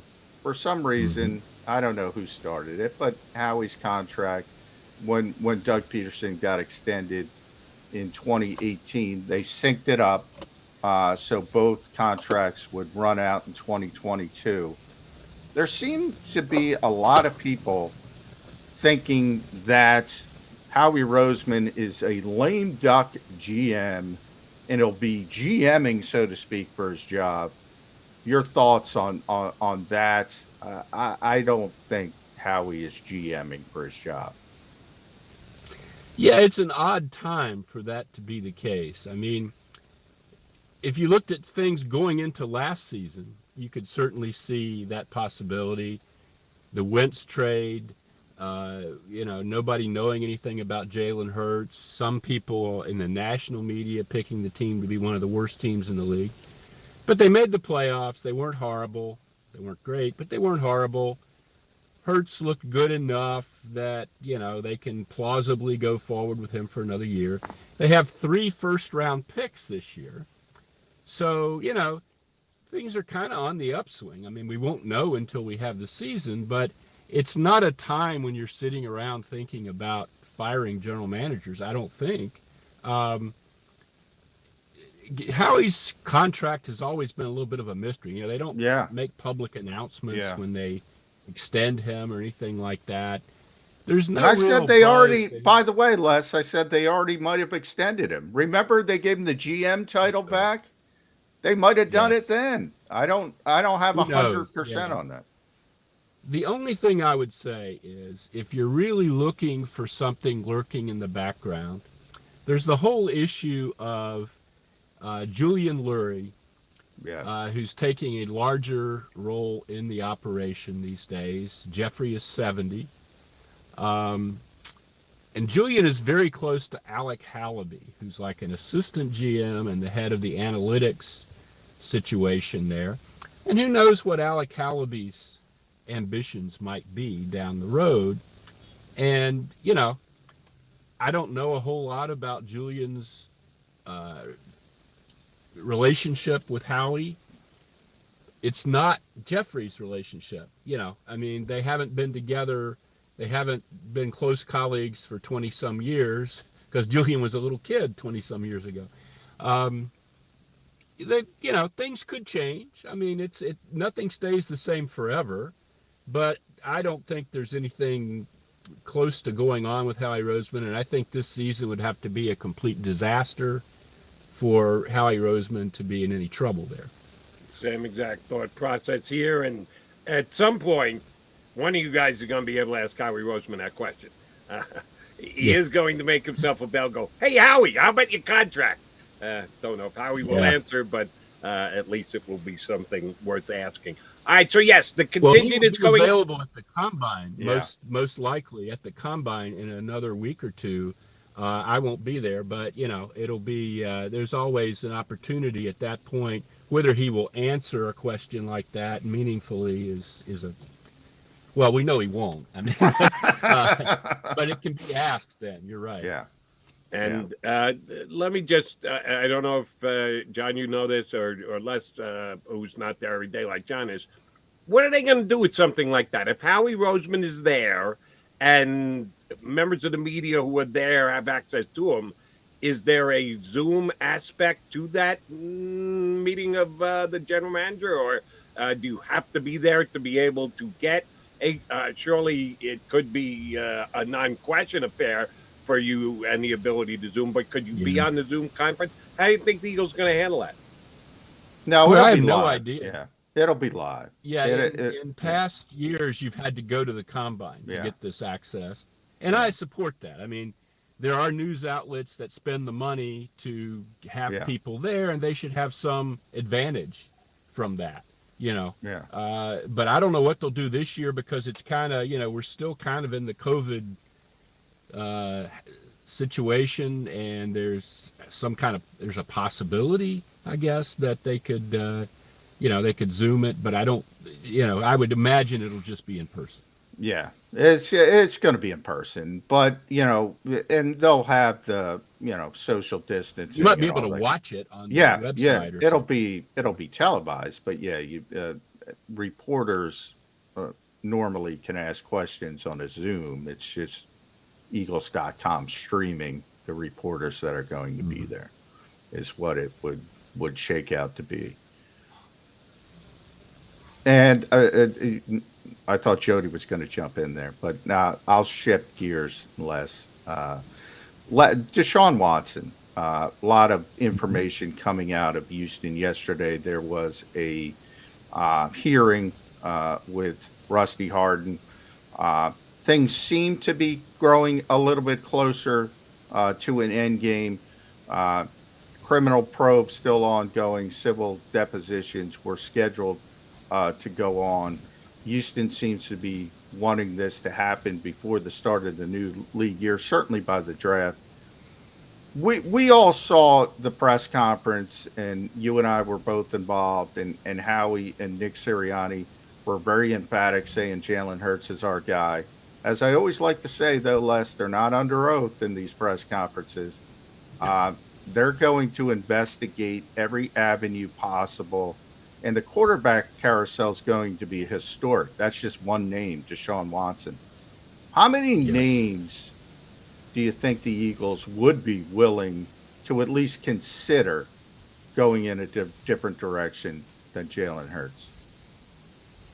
Well, it kind of, the other end of the equation is, who can they get? I mean, I don't think Aaron Rodgers is coming here for any, you know. This isn't a situation where Aaron Rodgers comes in and you win the Super Bowl, you know. I don't think Tom Brady is going to, you know, reconsider his retirement for a gig with the Eagles. You know, you're talking about Deshaun Watson, you're talking about Russell Wilson, talking about Jimmy Garoppolo, who would not be any sort of upgrade whatsoever from Jalen Hurts, I don't think. He's basically the same guy. You know, a little different style, but the end result is pretty much the same with Jimmy Garoppolo. I don't, you know, I do think they are poised to go forward with Jalen Hurts, assuming that Russell Wilson isn't available at a reasonable price, and a reasonable price would be far less than all 3 number 1 picks or something like that, you know. Deshaun Watson, I've been a real skeptic of that all along. I just can't imagine, given Jeffrey Lurie's public persona and the things he says about his organization and the way they try to portray themselves in the community, that this would be a direction he'd want to go in, unless there was some real come to Jesus, you know, reckoning from Deshaun Watson, you know, where he tearfully promises to, you know, spend all of his money, you know, on women's charities, and you know, that he's gone to sex rehab or something, you know. I mean, there'd have to be some sort of real, it'd have to be now, well, let me jump in, Les. You know, in recent history, at least, Jeffrey has shown, you know, that he will give people second chances, whether it's Michael Vick. Second chances once they've repented, and in Michael Vick's case, served 18 months in prison. You know, that's a little different. I think, anyway. That is very true. All right, let's. We haven't had you on since the Super Bowl. If you had your buddy and ours, Paul Domwich's duty, which was to cast votes in Hall of Fame meetings and represent Philadelphia, how would you look at the quarterback of the Los Angeles? Somehow, some way, some people have become of the opinion Matthew Stafford won a Super Bowl. Oh, that makes him a Hall of Fame quarterback. I didn't know that was the way that it worked. I thought the whole conversation was ridiculous. How do you like Matthew Stafford's Hall of Fame credentials? Yeah, he's not there yet. I mean, the stats from this era are so inflated in relation to even quarterbacks 20 years ago, let alone 30 or 40 years ago. You can certainly make a statistical case, but we all know the Hall of Fame is for the players who dominated their era at their position, right? Yeah. I mean, that's what I look for in a Hall of Famer. Matthew Stafford has not dominated the quarterback position. Now, if he has 3 or 4 more really good years and wins another Super Bowl or something, yeah, okay, then he's at least Ben Roethlisberger or something like that, But right now, no. But he's not going to retire right now. I do think, I would not shut the door. Oh, on didn't him he? being Didn't he a say Hall he of was going to Fame retire? Oh no, candidate. that was Aaron Donald and the No, that's 36-year-old the other coach guy. Yeah. Matthew Stafford, who's actually old in comparison to his teammates and basically his coach. He's going to continue to play. Yeah, you got it. You're right. I'm sorry. I apologize. I got Matthew Stafford confused with several of his teammates. But I think the Super Bowl now has become such a big deal. Every coach that wins is a genius. Yeah. Every GM that wins, everybody's got to try to, emulate his way of doing it. Good luck to anybody trying to emulate the Rams process for building a Super Bowl winner. But, it's just the way our culture is right now. But no, right at the moment, Matthew Stafford has no shot at the Hall of Fame. If he were to retire today, he would not get in. Well, Les, that you bring me down the path I wanted to take you, and that is the Super Bowl and two teams that built their teams pretty much in opposite directions. And you mentioned the Rams, and Les Snead's out there celebrating with a T-shirt that says F draft picks, and the Cincinnati Bengals. I think people forget they were at 2 wins. Then they were 4-11-1 when the Eagles were 4-11-1 because they tied with the Eagles. They were exactly in the same spot, and all of a sudden they're in the Super Bowl because they got it right at the top of the draft with Joe Burrow, Jamar Chase, and they made some targeted, solid free agent signings. Yes. When you look at how those two teams were built from an Eagles tint, an Eagles viewpoint, can you play copycat with either of them? Obviously, you don't think so with the Rams. I don't think so either way. I mean, you don't have Joe Burrow, and there's no, from what we all see and read, there's no Joe Burrow to be had in this year's draft. Mm-hmm. And the Rams thing, getting a whole bunch of superstars to come here because other superstars are here and you're bloating up and, that situation doesn't exist. And you're looking to get younger. I mean, you're not looking to go in that direction at all. So no, I don't see either one of those teams as a good template for the Eagles.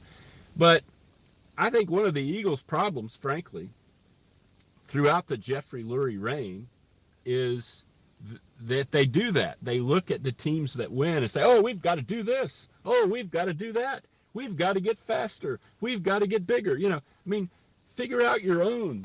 What teams like the Steelers and Ravens, and of course Patriots do, is they follow their own path. They don't, maybe if somebody's doing something really innovative, they take a look at it and see how they can adapt it to what they're doing, but they don't change their whole philosophy every time somebody wins a Super Bowl. And I kind of feel like in the past, the Eagles have been that bunch of guys.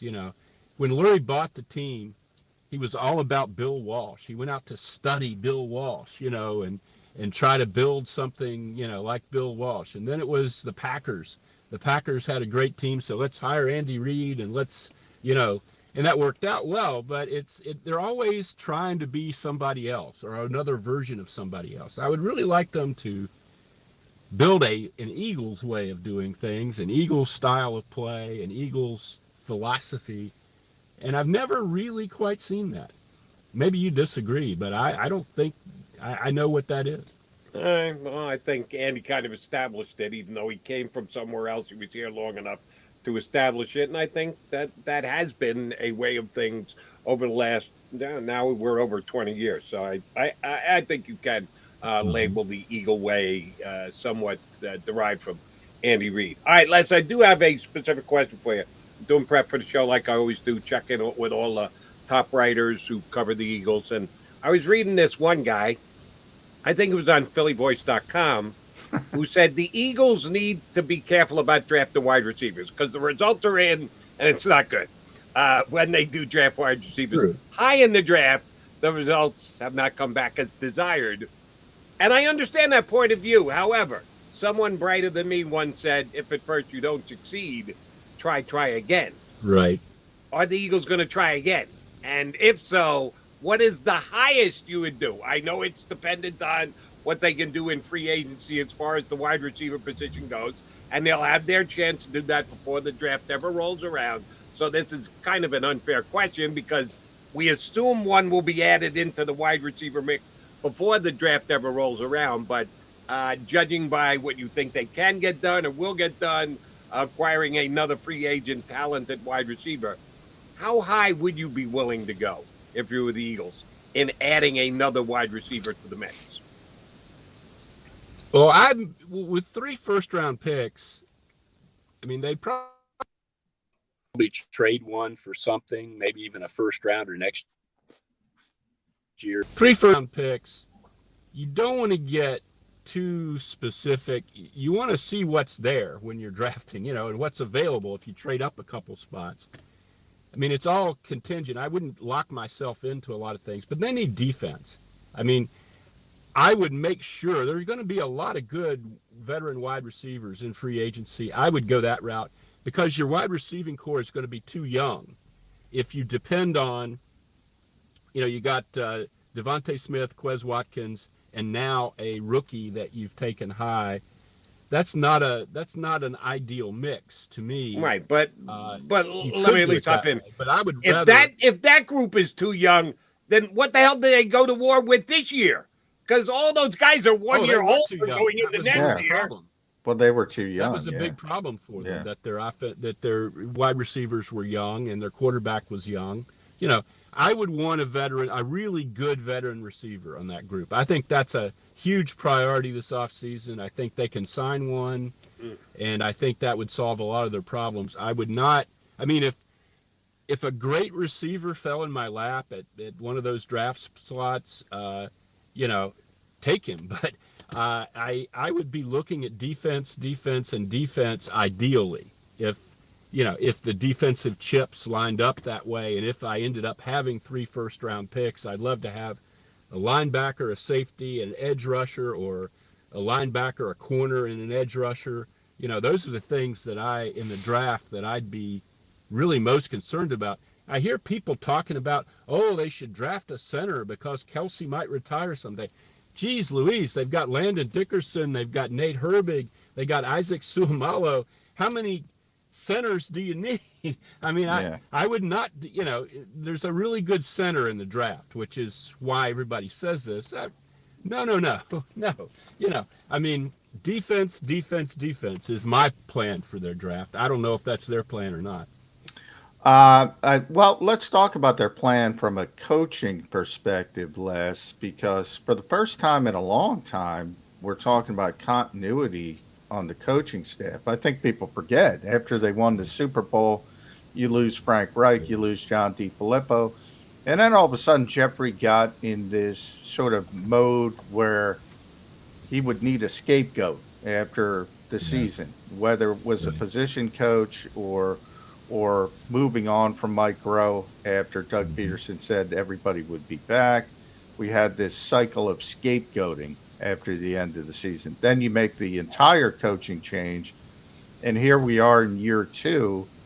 Jonathan Gannon didn't get the job in Houston. There was some talk about Kevin Patullo and Brian Johnson getting promotions elsewhere. That didn't manifest itself. So pretty much the entire coaching staff is going to be back for year 2. What do you think that continuity means for this team and this organization? It will be interesting to see, Jody. I thought those guys did a pretty good job as a young, kind of inexperienced staff. As the season went on, they really seemed to get a pretty good grasp of their personnel. And, this is something, even though Doug Peterson is gone now, this is something that kind of led to his demise. He felt very strongly about what you were talking about continuity in the coaching staff. And when they were like, what do you mean you want to make Matt Burke the defensive coordinator now that Schwartz is gone? You know, they felt he was being unimaginative or uncreative. He felt like he was giving the players something they needed, a familiar face and a familiar way of doing things, and not changing everything for them. And that's something that hadn't been talked about a lot, but it was a big part of Doug's demise, is that sort of disconnect there between let's find something new and different, which is always Jeffrey's, what I was talking about earlier, and let's have some continuity. And I think continuity is a really good thing. Jalen Hurts has had so many different voices in his ears over the years, with his college career at 2 different schools, and then with what's happened with the Eagles. I can't see any downside to that whatsoever. Continuity is a good thing. However, here's something that the Eagles coaching staff doesn't have continuity in, and that's going to the combine. Because, of course, there was no combine last year, and it was the first year of the Eagles coaching staff. Are they at a disadvantage as compared to other teams, certainly in the league, but most specifically within their division, because they've never done the combine thing before from a coaching staff standpoint? I don't think so. They've all done it on other staffs. I don't think it's any different. You know, if you're wearing a green windbreaker rather than a Colts blue windbreaker or something. I don't think the combine is that important other than the medicals. The most important thing that happens at the combine, and I wrote stories about this from time to time over the years, is they get to MRI people on their own and look at a guy's knee or look at a guy's shoulder and, make their own determinations. And the determinations are, they're not made public, so the fans don't really get a lot of this. But Team Doctor will tell you, Jay Ajayi, you're thinking of drafting him in the 2nd round. No. That knee isn't going to last more than 3 or 4 years. 4th round. I mean, that's what happens at the combine.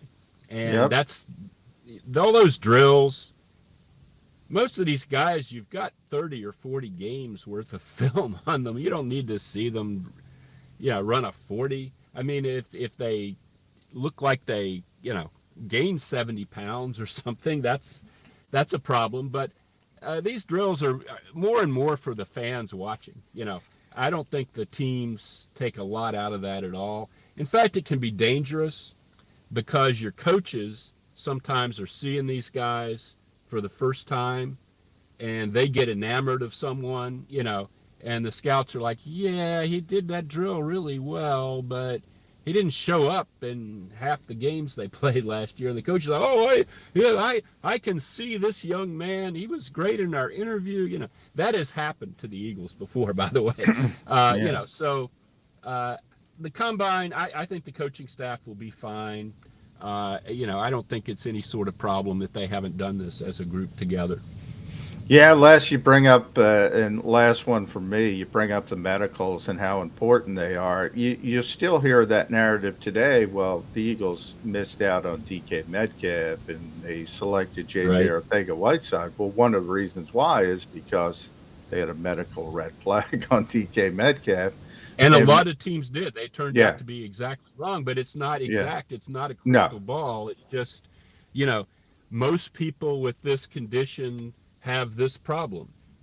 It's not a guarantee. And, I know a lot of stories like that from the combine. If you see a guy that's a good player that doesn't get drafted, that's often what's going on.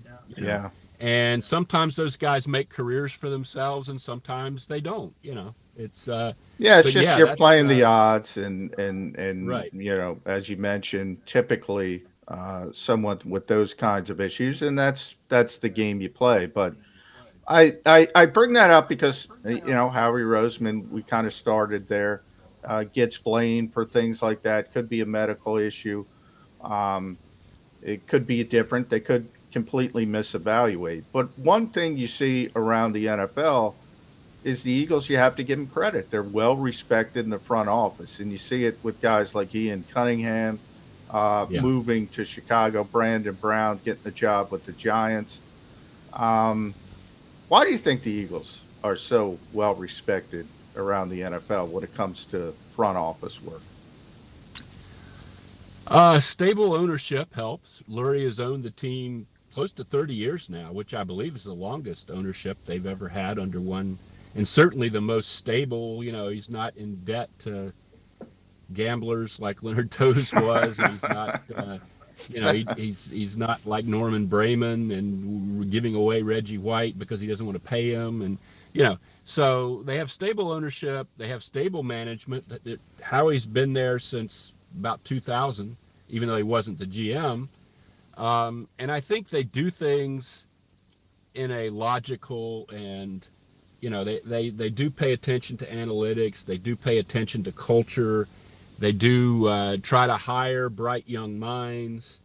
They're not stuck in, some, bygone era mindset, although I faulted them a minute ago for maybe being a little too reactive. You can't say that they're stuck in the past in any way.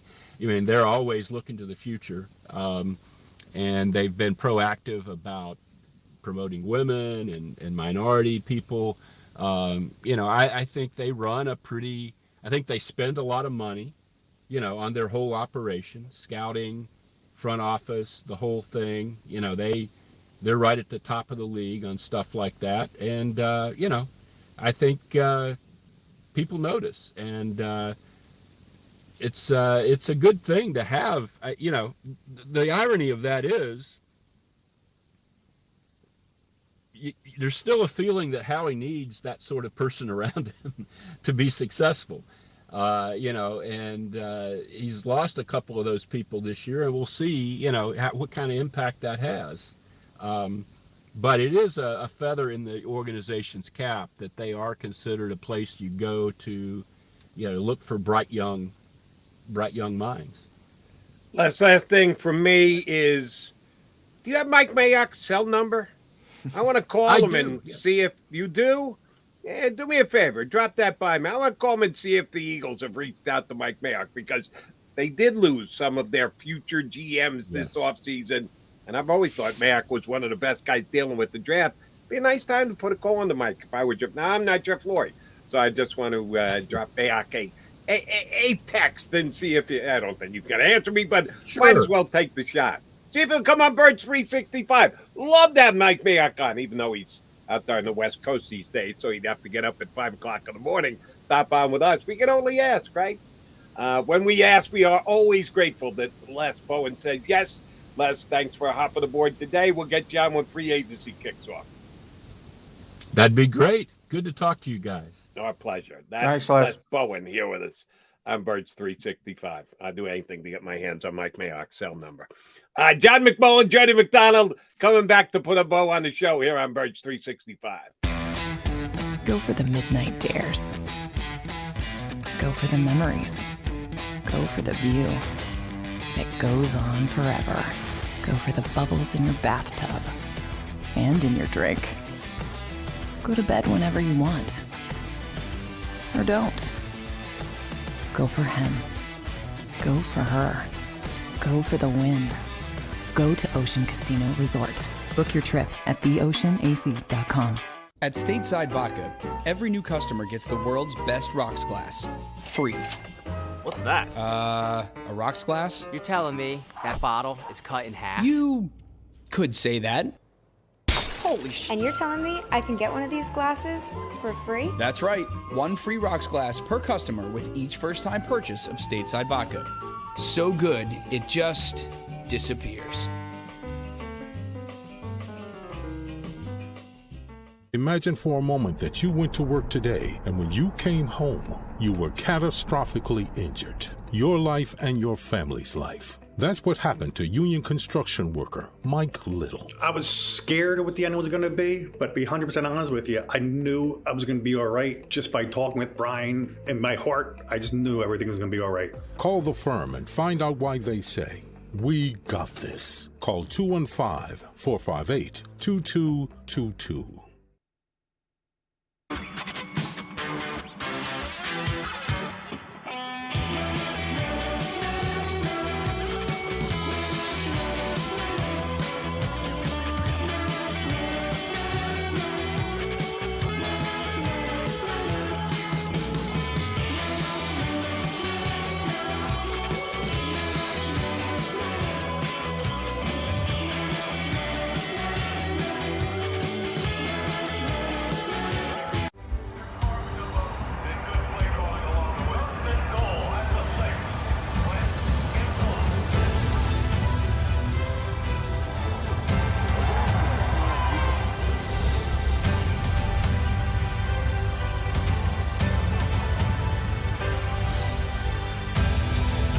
field of life, First Trust Bank is there for you.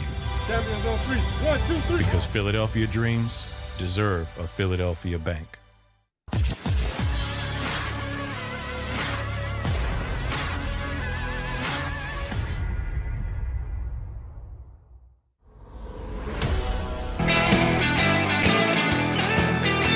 Wrapping up a Tuesday edition of Birds 365. Johnny Mac, Jody Mac here with you. Gotta love that Les Bowen. Before we got out of break, he sent me Mike Mayock's cell phone number. So when he says he's going to do something, he does something. That's why we love having a Les on. And I had tongue firmly implanted in cheek. I didn't really think he was going to send it to me, but he did because he's that kind of guy. All right, Johnny Mac, I'm going to put you to the test here. I did with Les kind of pimping you by talking about Eagles and drafting wide receivers. Let's tighten the hypothetical a little bit. Let's say the Eagles get a veteran wide receiver in free agency prior to the draft. It's not Devontae Adams, okay? It's not even Mike Williams. Pick one if you so desire. I'll throw out Christian Kirk's name, who's a good wide receiver in the league, quasi-veteran guy, has established himself, isn't a rookie that the Eagles will be getting their hands on. A good, solid, above-average receiver via free agency, not the top-tier best free agent, but also not bargain basement free agent either. If you want to substitute in another name other than Christian Kirk, feel free. But you know the type of player I'm referring to. If they get that kind of person signed via free agency before the draft, when is the highest you would draft a wide receiver if you Howie Roseman this year? I'm probably not going to go until day 3 because as I kind of said, if you get one of those guys, and it could be, as you mentioned, Christian Kirk, I think Mike Williams is a little bit too expensive, too high, and he might not even get to the market. Michael Gallup, because of the injury, might be in the conversation. Some of the guys like that. Did I mention DJ Chark? I think I did. Cedric Wilson is another maybe lesser slot type receiver. They get someone like that. You're still not taking a wide receiver. No, because then I think you have, and that's what I kind of wrote about. You have the best of both worlds. You still have Devontae Smith as a young, evolving player, and you continue to build him up. And Quez Watkins, continue to build him up in a better role for him, a more suited role. He's not a second wide receiver. But all of a sudden, if he gets kicked down to 3 or 4, that's pretty good. And that's the situation hopefully you would have. And remember, it's all interconnected with Dallas Goedert as well. Dallas Goedert's really good. So if you could give me Devontae Smith, Dallas Goedert, say DJ Chark, Quez Watkins, I think that's good enough. You'd like to have a little bit more depth. Then you get into Jalen Reagor, reclamation progress. Where are we going to be with JJ? I'd probably pull the plug there. But that's okay. I think that one little, and I mentioned it on the defensive side of the ball as well with the edge rusher. You get that one edge rusher, I think you're in a much better position. I think all the pieces fall into place. Same thing at wide receiver. You get that one veteran presence who's legitimately a good player to pair with Devontae Smith. I think the rest of it falls into place. And that's why I say the Eagles aren't as far away as people think. Yeah, but you compared edge rusher and wide receiver there. You agree with me that veteran, free agent, wide receiver, first round draft pick. As far as edge goes. Yeah. They're similar in that if you can get a key piece, it can have a domino effect on the rest of the group. But that piece is different in that wide receiver, you'd prefer veteran, edge rusher, you'd prefer rookie, right? Yeah, exactly. But it's similar to Cincinnati and how they built. They had Joe Burrow and Jamar Chase, the draft picks, but they also got Trey Hendrickson on the free agent market, who really, I think had 14.5 sacks. So it complements each other for the Eagles. Yeah, I want draft for the edge rusher. I want veteran for the wide receiver because they've just struck out too many times. And people say, yeah, okay, Devontae Smith. Well, Devontae's a great player. I think you and I agree with that. If they hit with J.J. Arcega-Whiteside, they wouldn't have needed to try with Jalen Reagor. If they hit with Jalen Reagor, they wouldn't have needed to go again to Devontae Smith. And who knows? Maybe Justin Fields is here. Maybe Micah Parsons is here. I don't know. I don't know how it would probably not Micah Parsons because they weren't going to take a linebacker. But Micah Parsons has proven he's more than a linebacker. He's a great edge rusher.